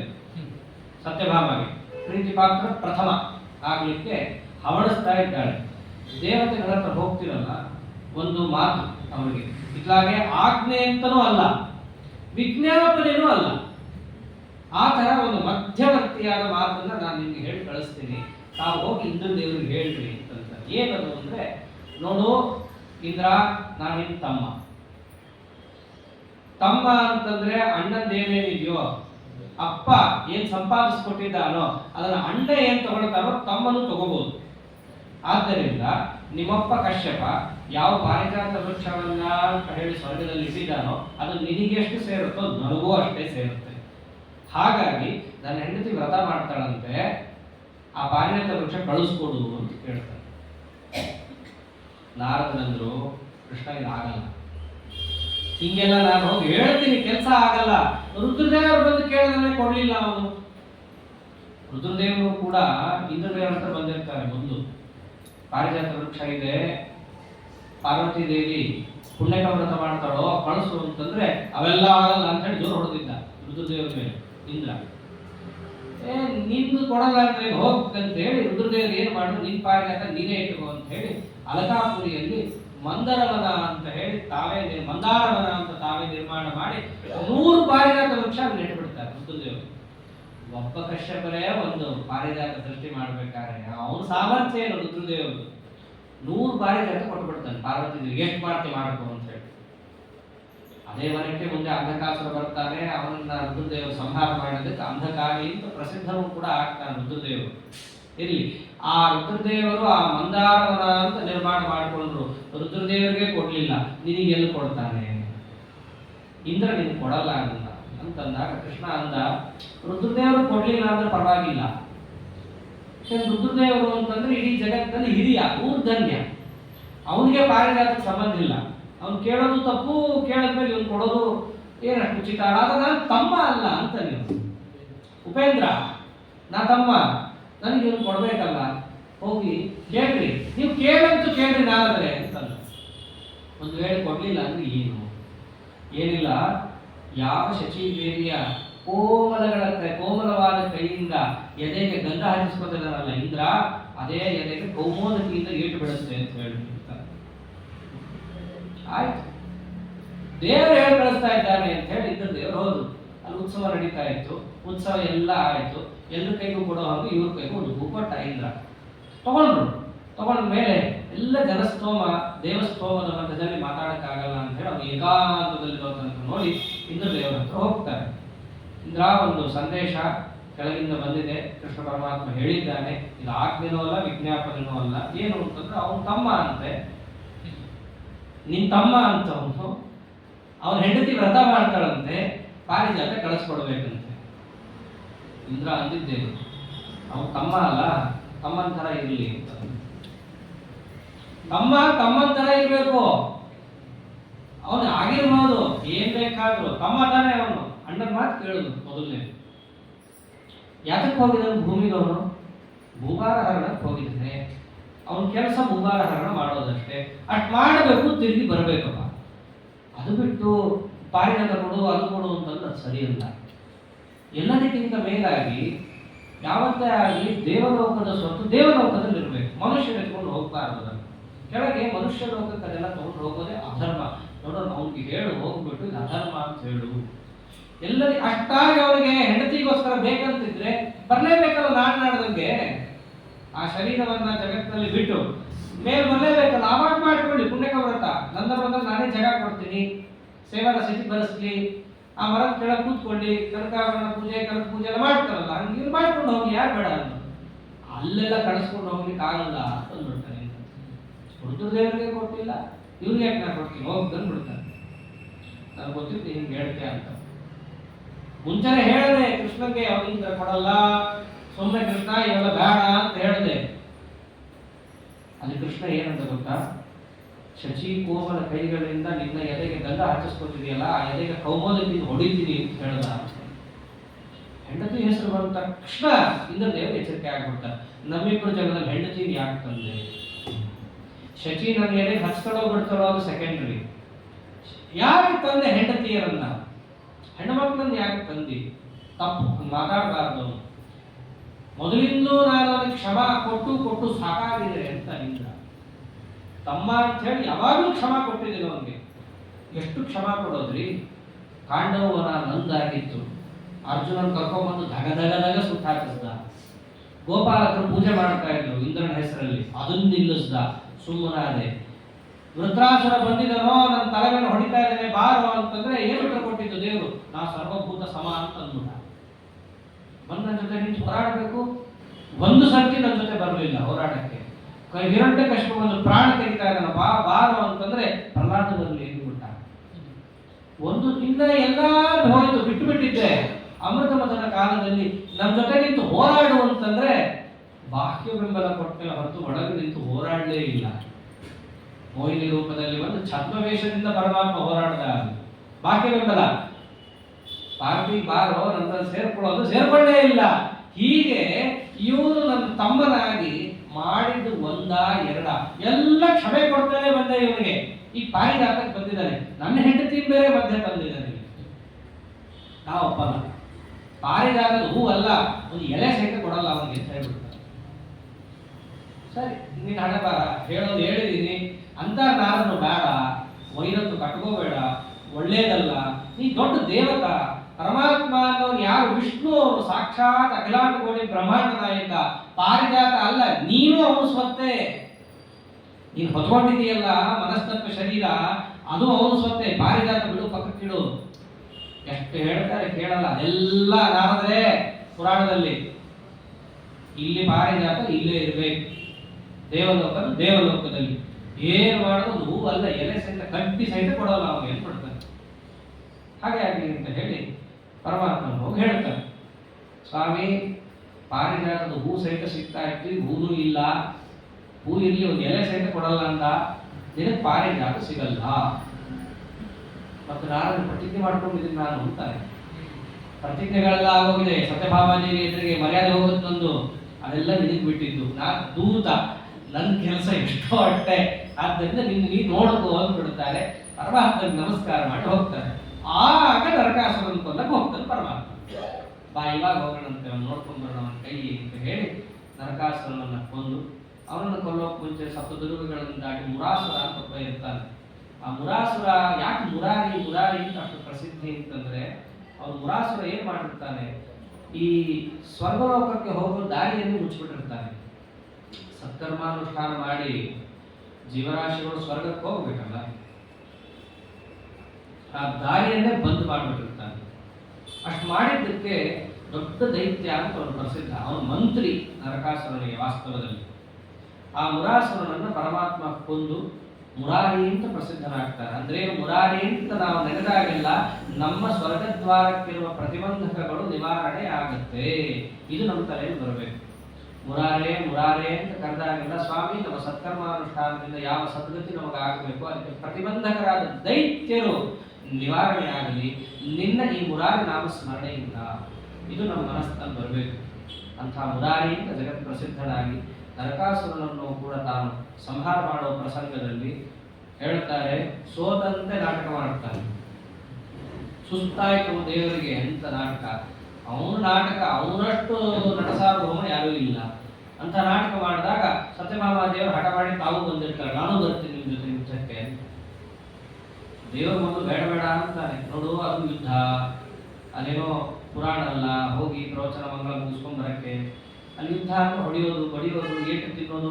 ನೋಡು, ಯುದ್ಧಸ್ಯ ವಾರ್ತಾ ರಮ್ಯ. ಯುದ್ಧದಲ್ಲಿ ಏನಾಯ್ತು ಅಂತಂದ್ರೆ ಅಲ್ಲಿ ಹೋಗಿ ಕೇಳೋದು ಚೆನ್ನಾಗಿರುತ್ತೆ.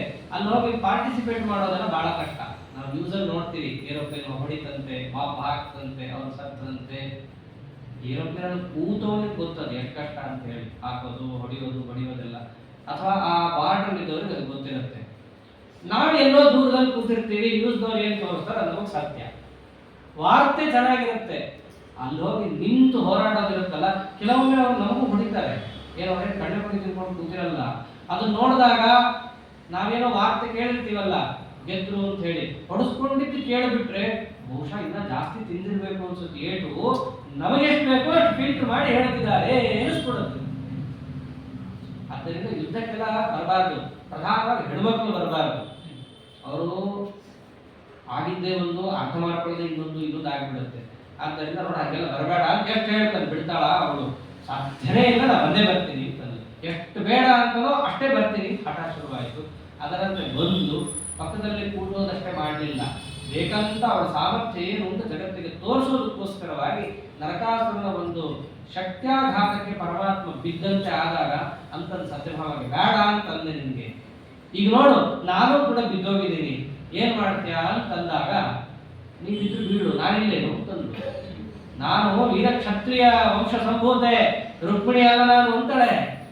ಅವಳು ಹೌರಿಗಿರ್ತಾಳೆ, ನಾನಲ್ಲೆಲ್ಲ ಸತ್ರಾಜಿತನ ಮಗಳು, ನಾನು ಪ್ರಸೇನದಿತ್ತು ಅವರೆಲ್ಲ ಸಮಂತಕವಣಿ ಪಡೆದು ಬಹಳ ದೊಡ್ಡ ವಂಶ ನಮ್ದು ಅಂತ ತೆಗಿತಾಳೆ ಇವಳು.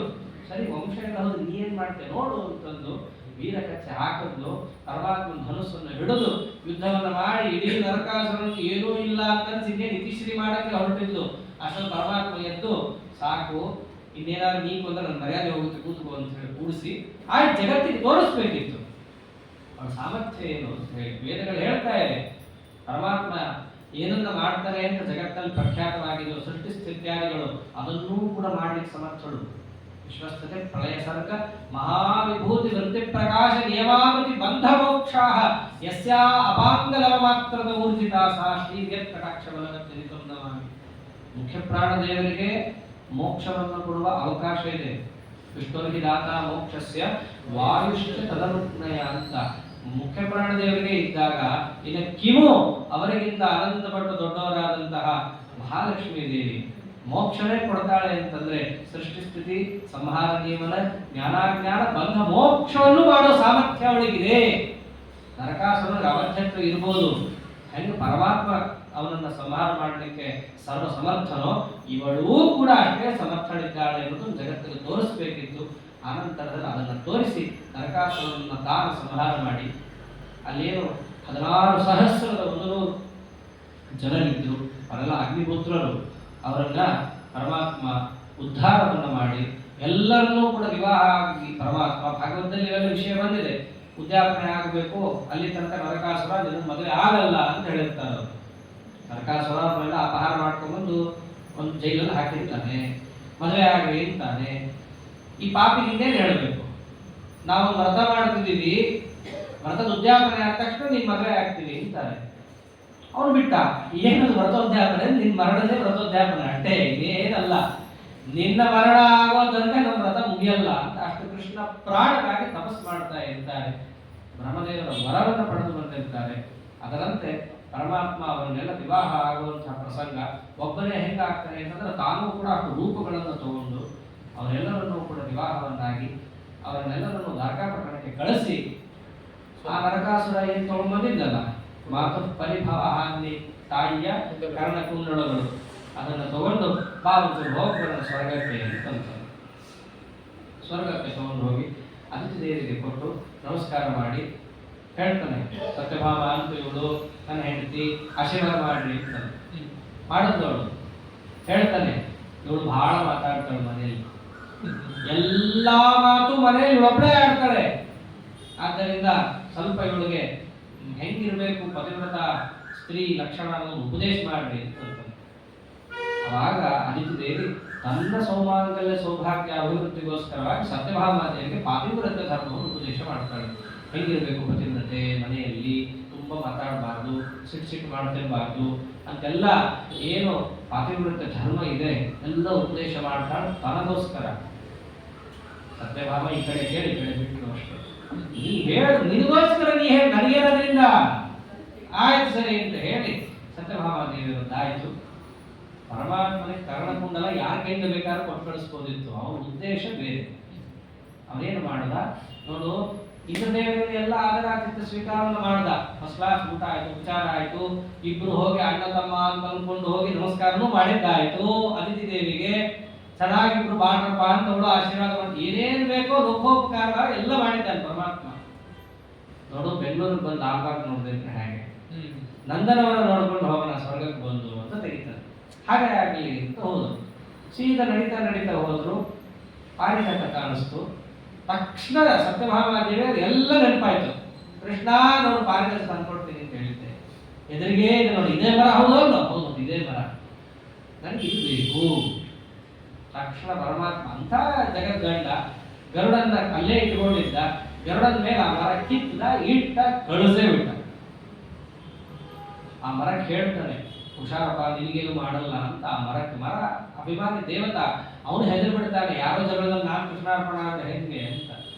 ಅಲ್ಲಿ ಗಿಡ ಕಿತ್ತಿದ್ರೆ ಗಿಡ ಉಳಿಯುತ್ತೇನ್ರಿ? ಹಾಗೆ ಮರ ಕಿತ್ತದ ಅಂತಂದ್ರೆ ಆಯ್ತು, ದೇವರು ನನ್ನ ನಿತಿಶ್ರೀ ಮಾಡೋದು ಅನ್ಕೊಂಡ್ಬಿಡ್ತಾರ. ಅವನು ಇಲ್ಲಪ್ಪ ನಿನಗೇನು ಮಾಡಲ್ಲ, ನಿನ್ನ ರಕ್ಷಣೆ ನಾ ಮಾಡೋ ಜವಾಬ್ದಾರಿ ನಂದು ಅಂತ ಹೇಳಿ ಗರುಡದ ಮೇಲೆ ಅದನ್ನೇ ಹಳಸೇ ಬಿಡ್ತಾನೆ. ಹಿಂದೊಳಿ ಹೋಯ್ತು ಸುದ್ದಿ. ಕೃಷ್ಣ ಹೆಂಗ್ ಮಾಡಿದೆ ಅಲ್ಲಿ ತನಕ ಹೇಳ್ತಾ ಇದ್ದ, ಈಶಾವಾಸ್ಯವಿದಂ ಸರ್ವಂ ಯತ್ಕಿಂಚ ಜಗತ್ಯಾಂ ಜಗತ್. ಯಾವಾಗ ಅವನ ದೇವಿ ಕೈ ಹಾಕ್ದ ಅವಾಗ ಬರುತ್ತೆ. ನಮ್ಮ ಆಚಾರ ಒಂದು ತಮಾಷೆ ಮಾಡ್ತಾ ಇದ್ದ ಈ ವಿಚಾರದಲ್ಲೆಲ್ಲ. ರಾಯರ ಹತ್ರ ಹೋಗಿ, ರಾಯರೇ ನಿಮ್ಗೆಲ್ಲ ಅರ್ಪಣೆ ಮಾಡ್ಬಿಡ್ತೀನಿ, ನನ್ನ ಕಷ್ಟಕ್ಕೆ ಅರ್ಪಣೆ ಪರಿಹಾರ ಮಾಡ್ರಿ ಅಂತ ಅಂದ್ಬಿಡ್ತೀವಿ. ಭಾವಕರಾಗಿ ಅಂದ್ಬಿಡ್ತೀವಿ. ಒಂದ್ ಸ್ವಲ್ಪ ಜೇಬಲ್ಲಿ ಅದಕ್ಕೆ ಕೈ ಹಾಕಿ, ರಾಯರು ಇಲ್ಲಿಗೆ ಬರಬೇಡ್ರಿ, ಬ್ಯಾಂಕ್ ಅಕೌಂಟ್ ನಮ್ದು, ಅದು ಬಿಟ್ಟು ಏನ್ ಬೇಕಾದ್ರೂ ಕೇಳ್ರಿ ಅಂತ. ಅಲ್ಲಿ ತನಕ ಏನು ಅಂದಿರ್ತೀವಿ, ಎಲ್ಲ ನಿಮ್ದೇ ರಾಯರೇ, ನನ್ನ ಪ್ರಾಣ ಮಾನ ಧನ ಕನಕ ಎಲ್ಲ ನಿಮ್ದೇ, ನಿಮ್ ಬ್ಯಾಂಕಲ್ಲಿ 50,000 ಹಾಕು. ರಾಯರ್ ಹೇಳಿ, ರಾಯರ್ ಹೆಂಗ್ರೆ ಹೇಳ್ತಾರೆ, ಆ ಥರ ಹೇಳಿಕ್ಕಿಲ್ಲ ಅಂತ. ಆಮೇಲೆ ಒದ್ದೆ ಬಂದು ಹೇಳಿದ್ರು ನಂಬದೇ ಇಲ್ಲ, ಬಿಟ್ಬಿಡ್ತಾರೆ ರಾಯರ್ನವಾಗ. ಬಟ್ ಈ ಜೀವರಾಶಿಗಳ ಸ್ಥಿತಿನೇ ಹಾಗೆ. ಪರಮಾತ್ಮ ಅದನ್ನೇ ಅಂದಿದ್ದಾನೆ, ಯಸ್ಯಾನುಗ್ರಹ ಇಚ್ಛಾಮಿ ತಸ್ಯ ವಿತ್ತಂ ಹರಾಮ್ಯಹಂ. ಸಜ್ಜನರು ದುಡ್ಡು ಕಳ್ಕೊತಾ ಇದ್ದಾರೆ ಅಂತಂದ್ರೆ ಮತ್ತೆ ಜೂಜಾಡಲ್ಲ, ಮತ್ತೆ ಹೆಂಗಿಂಗೋ ದುಡ್ಡು ಕಳ್ಕೊಳ್ಳೋದಲ್ಲ, ಚಲ್ಕೊಂಬರೋದು, ಕದ್ಕೊಂಡು ಹೋದಾಗ ಬಿಟ್ಕೊಡೋದಲ್ಲ. ಪರಮಾತ್ಮ ಸಜ್ಜನರ ಧನ ಕ್ಷೀಣ ಆಗ್ತಾ ಇದೆ ಅನ್ನೋದರ ಯಾವುದರ ಸಂಕೇತ ಅಂತ ಹೇಳಿರೋದು, ನಾನು ಅವರಿಗೆ ಶೀಘ್ರದಲ್ಲಿ ಅನುಗ್ರಹ ಮಾಡ್ತೀನಿ. ದುಡ್ಡು ಕಳ್ಕೊಳಕ್ ಪರಮಾತ್ಮ ಹೇಳಿಲ್ಲ ಯಾವತ್ತು, ಸಂಪತ್ತನ್ನ ಸದ್ವಿನಿಯೋಗ ಮಾಡಕ್ ಹೇಳಿರೋದು. ಒಂದ್ಸರ್ತಿ ಹೀಗೆ ಆಯ್ತು. ತಿರುಪತಿಗೆ ನಮ್ಮ ಆಚಾರ ಹೋಗಿದ್ರು. ಹೋದಾಗ ನಮ್ಮ ಆಚಾರ ಮನೆಯವರೆಲ್ಲ ದರ್ಶನ ಅಂದ್ರೆ ಗೊತ್ತಲ್ಲ, ಕ್ಯೂ ರಶ್, ಭಯಾನಕ ರಶ್. ಹೋದಾಗ ಅವರ ಕಿವಿ ಓಲೆ ಕಳೆದೋಯ್ತು. ಒಂದು ಕಿವಿ ಓಲೆ ಇಲ್ಲ. ಮನೆಗೆ ಬಂದು ನೋಡೋ, ರೂಮ್ ಬಂದು ರಾಯರ್ ಮಠದಲ್ಲಿ ಅವ್ರು ಇಳ್ಕೊತಾ ಇದ್ದವಾಗ ಅಲ್ಲೇನಾಯ್ತು, ಸ್ವಯಂಪಾಕನ ಮತ್ತೆ ಮಠದಲ್ಲಿ ಊಟ ಏನಲ್ಲ ನಮ್ಮ ಆಚಾರ. ಮೇಲೆಲ್ಲ ಬಂದು ನೋಡಿದ್ರು, ಇಲ್ಲ, ಕಿವಿ ಓಲೆ ಇಲ್ಲ. ನಮ್ಮ ಗುರುಪತ್ನಿ ಏನಂದ್ರು, ದೇವ್ರು ತಗೊಂಡ ಬಿಡ್ರಿ ಎಂದು ಬಿಟ್ರು. ಆಚಾರ ಅಂದಿದ್ದವಾಗ, ಕಳ್ಕೊಂಡಿದ್ದನ್ನು ದೇವರು ತಗೊಂಡ ಆಗಬಾರ್ದು, ನಿನ್ನ ಬೇಜವಾಬ್ದಾರಿತನ ಅದು. ಊರಲ್ಲಿ ಹೋಗಿ ಕಳ್ಕೊಂಡ್ಬಂದ್ಬಿಡೋದು ದೇವ್ರ ಕಟ್ಟಿಗೆ. ದೇವರು ತಗೊಂಡ, ಪೂರ್ಣವಿದಂ ಬಿಟ್ರೆ ಪೂರ್ಣಸ್ಯ ಪೂರ್ಣಮಾದಾಯ ಪೂರ್ಣಮೇವಾವಶಿಷ್ಯತೆ. ದೇವರು ಲೀನ ಆದ ಅಂದ್ರೆ ನಿಮ್ಮ ಬೇಜವಾಬ್ದಾರಿಯನ್ನ ಸಮರ್ಪಣೆ ಅಂತ ಅನ್ಬಾರ್ದು, ಕೊಡಬೇಕಾದ್ರೆ ಇರ್ಬೇಕಿದು. ಒಂದು ವೇಳೆ ಅಷ್ಟು ದೇವರಿಗೆ ಸಮರ್ಪಣೆ ಮಾಡೋ ಬುದ್ಧಿನೇ ನಿನಗಿತ್ತು ಅಂತಂದ್ರೆ ಕಿವಿಯಿಂದ ತೆಗೆದು ಹುಂಡಿಲಿ ಹಾಕು. ಅಲ್ಲಿ ಹುಂಡಿ ಇದೆ, ಒಂದು ತುಳಸಿ ದಳ ಇಟ್ಟು ಸ್ವಾಮಿ ಕೃಷ್ಣಾರ್ಪಣ ವಸ್ತು ಅಂತ ಹಾಕು, ಪುಣ್ಯನಾರು ಬರುತ್ತೆ. ಕಳ್ಕೊಂಡ ಮೇಲೆ ತುಳಸಿ ದಳ ಇಟ್ಟೆ ಅಂತ ಅನ್ಕೊಳ್ಳೋದಿದೆ ಅಲ್ಲ, ಇದು ಬೇಜವಾಬ್ದಾರಿ. ಇದು ಸರಿ, ಏನ್ ಮಾಡೋದು ಅಂತಿತ್ತು.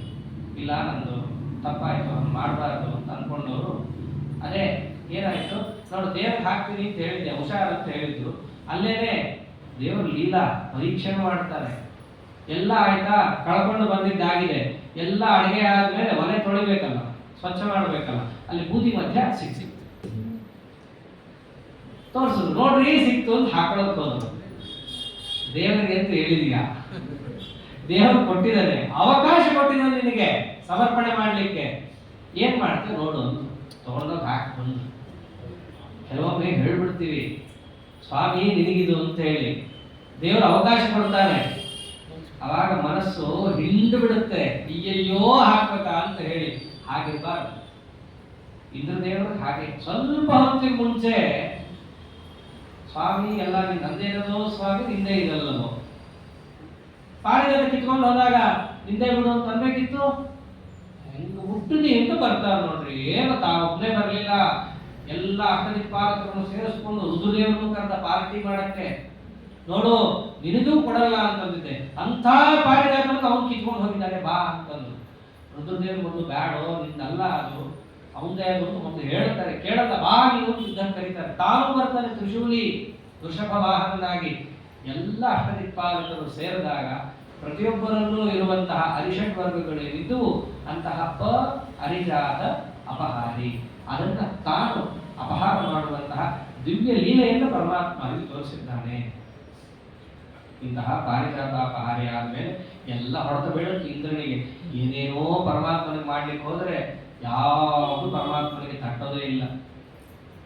ತ್ರಿಶೂಲದಿಂದ ಚುಚ್ಚಕ್ಕೆ ಹೋಗ್ತಾರೆ ರುದ್ರದೇವರು, ಆಗಲ್ಲ. ನಂದೀಶ್ವರನನ್ನ ಕೊಕ್ಕಿಂದ ಹಿಡಿದು ಕಿತ್ತು ಬಿಸಾಕ್ಬಿಡ್ತಾರೆ ಗರುಡದೇವರು.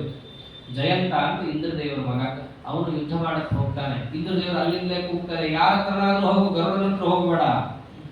ದೇವರ ಹತ್ರ ಹೋದ್ರೆ ಬದುಕ್ಬೋದು, ಗರುಡನ ಹತ್ರ ಹೋದ್ರೆ ಬದುಕಲ್ಲ ಅಂತಂತಾರೆ. ಯಾಕೆ ಅಂತಂದ್ರೆ ಗರುಡದೇವರು ಭಗವದ್ ವಿದ್ರೋಹಿಗಳನ್ನ ಕಿಂಚಿತ್ತೂ ಕ್ಷಮ ಇಲ್ಲದೆ ನಾವು ನೋಡ್ಕೋತಾರೆ. ಹತ್ರ ಹೋದ್ರೆ ನೀವು ಉಳಿಸೋದೇ ಇಲ್ಲ. ಅವರು ದೇವರಾದ್ರೆ ಸ್ವಲ್ಪ ಕ್ಷಮ ಕೊಡ್ತಾನೆ, ಗರುಡದೇವರಾದ್ರೆ ನಿಮ್ಗೆ ಏನೂ ಮಾಡೋದಿಲ್ಲ ಅಂತ ಹೇಳಿ ಅಷ್ಟು ಭಯ. ಗರುಡದೇವರ ಉಗ್ರ ರೂಪ ನೋಡ್ಬೋದನ್ನು ನಾವು. ಪರಮಾತ್ಮನಿಗೆ ಯಾರಾದರೂ ಕೂಡ ವಿರುದ್ಧವಾಗಿ ನಡೆದರು ಅಂತಂದ್ರೆ ನಿತ್ಯ ಪರಮಾತ್ಮನನ್ನು ಹೊತ್ತು ತಿರುಗುವಂತಹ ದೊಡ್ಡ ಸೇವಾ ಅದು. ತಪಸ್ಸು ಮಾಡಿ ಆ ವಾಹತ್ವ ಉತ್ತಮಜವೋ ಯದವಾಂಗಲೇಶಂ ನಾಗಾರಿ ರುದ್ರ ಬಲಪೌರುಷ ಆಪ ವಿಷ್ಣೋರ್ ವಾಹತ್ವ ಉತ್ತಮಜವೋ ಯದವಾಂಗಲೇಶಂ.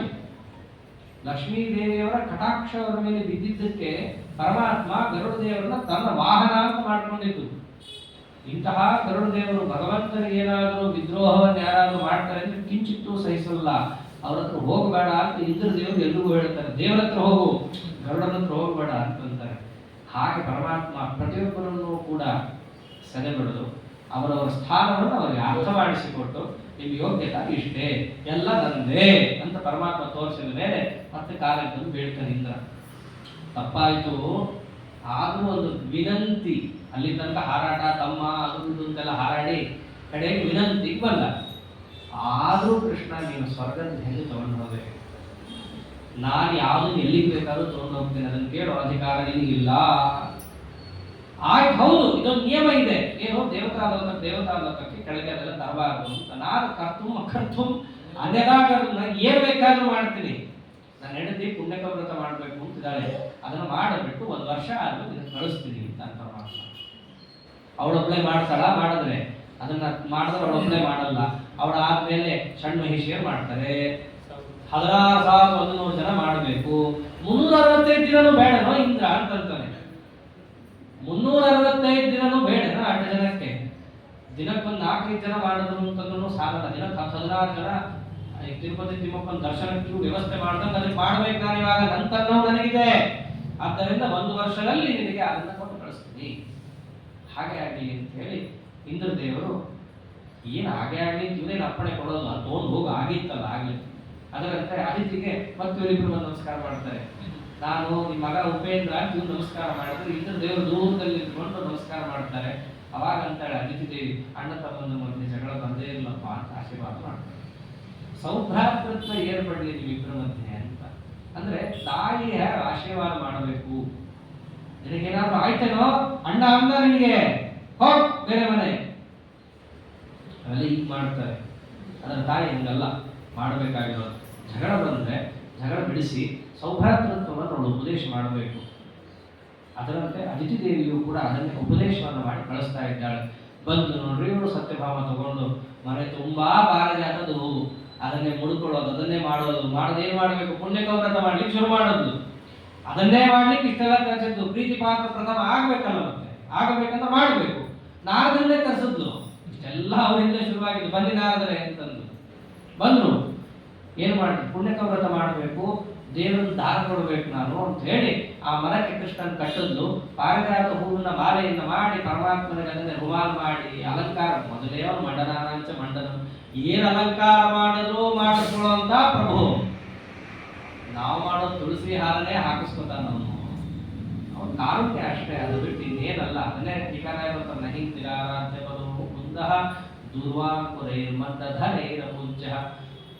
ಪರಮಾತ್ಮ ಎಷ್ಟು ಕರುಣಾವಂತ ಅಂತಂದ್ರೆ, ಲಕ್ಷ್ಮೀದೇವಿಯಂಥ ಲಕ್ಷ್ಮೀದೇವಿ ಎಲ್ಲಾ ರೀತಿಯಾದಂತಹ ಸೇವಾ ಉಪಚಾರ ಆಭರಣ ಪುಷ್ಪ ಎಲ್ಲ ಅರ್ಚನೆ ಮಾಡಿದ್ರು ಕೂಡ ನಾವೇನಾದ್ರೂ ಬಂದು ಪರಮಾತ್ಮನ ಹತ್ರ ಸ್ವಾಮಿ ನನ್ಗೇನು ಆಗ್ತಾ ಇಲ್ಲ, ಏನಾದ್ರು ದೂರ್ವ ಹಾಕ್ಬೋದಷ್ಟೇ ನಿನಗೆ ಅಂತ ತಗೊಳ್ತಾನೆ. ಅದನ್ನ ದುರ್ವಾಂಕುರೈರ್ಮದ್ದಧರೈರಪೂಜ್ಯ, ದುರ್ವಾಂಕುರವನ್ನು ಹಾಕ್ತೀನಿ ಅಂತಂದ್ರು ಪರಮಾತ್ಮ ತಗೊಳ್ತಾನೆ. ಅಂದ್ರೆ ನಿನ್ನ ಕಾರುಣ್ಯ ಕೇಳಿಲ್ವೇ ಅಷ್ಟೇ, ಅದು ಬಿಟ್ಟು ಇನ್ನೇನಿಲ್ಲ. ಅಂತಹದ್ದು ಸಾಕ್ಷಾತ್ ಪರಾತ್ಪರ ವಸ್ತು ರಮಾದೇವಿ ಪರಮಾತ್ಮನಿಗೆಲ್ಲ ಅಲಂಕಾರ ಮಾಡೋದು, ನಾರದನ್ನ ಕೂಡಿಸೋದು. ನಾರದ್ರೆ ನಿಮಗೆ ದಾನ ಕೊಡೋದು ಅಂತಂದು ಅವಶ್ಯ ಸಿದ್ಧ, ಬ್ರಾಹ್ಮಣರು ದಾನ ತಗೊಳ್ಳೋಕೆ ಸಿದ್ಧ. ಅಂತಹದ್ದು ಪರಮಾತ್ಮನ ದಾನ ಕೊಡ್ತಾಳೆ ಅಂತಂದ್ರೆ ಒಂದು ರೆಡಿ ಅವರು ಅವಶ್ಯ ಆಗಲಿ ಅಂತಂದು ದೇಹಕಾಲ ಸಂಕಲ್ಪ ಮಾಡಿಸಿದ್ರು. ಪರಮಾತ್ಮನ ದಾನ ಇಸ್ಕೊಂಡಾಯ್ತಲ್ಲ, ಮುಗಿತಿಲ್ಲ ನನ್ನವನು ಅಂತಂದ್ರು. ಕೃಷ್ಣ ತಮ್ಮೂರಿ ಅವನ ತಲೆ ಮೇಲೆ ಕೊಟ್ಟರು, ಹೊದಕೋ ಅಂತಂದ್ರು. ಅವ್ರದ್ದೇನಿತ್ತು ಪಾತ್ರ ಅದನ್ನು ಕೊಟ್ಟು ಹಿಡ್ಕೋ, ತಲೆ ಮೇಲೆ ಹೊದ್ಕೊಂಡು ಬಾಗಿ ನಿನ್ನೆ ಅಂದ್ಬಿಟ್ರು. ಮುಗಿದ್ ನೀನ್ ನನ್ನ ಶಿಷ್ಯ ಇನ್ನ.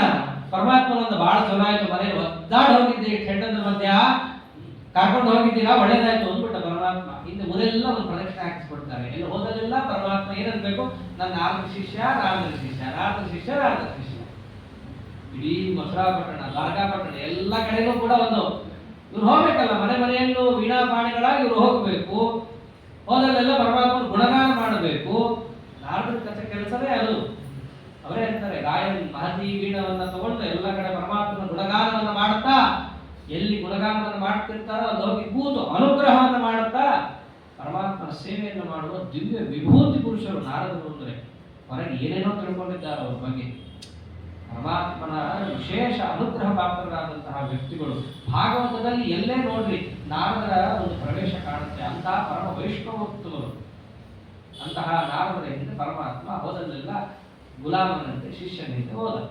ಸತ್ಯಭಾಮ ಅಂದು ಏನಿದು ಹೋದ, ಬರದೆ ಅವಾಗ ವಾಪಸ್ ಬರ್ಬೇಕಲ್ಲ ದೇವರು ಅಂತಂದ್ರೆ, ಅದಕ್ಕೆ ಪರಮಾತ್ಮ ಅವ್ರ ಹಿಂದೆ ಇದ್ದೀನಿ ನಾನು, ನಾರದ ಏನ್ ಹೇಳ್ತಾರೆ ಅದನ್ನು ಕೇಳು, ನಂದೇನಿಲ್ಲ ಅಂತಂದ್ರೆ.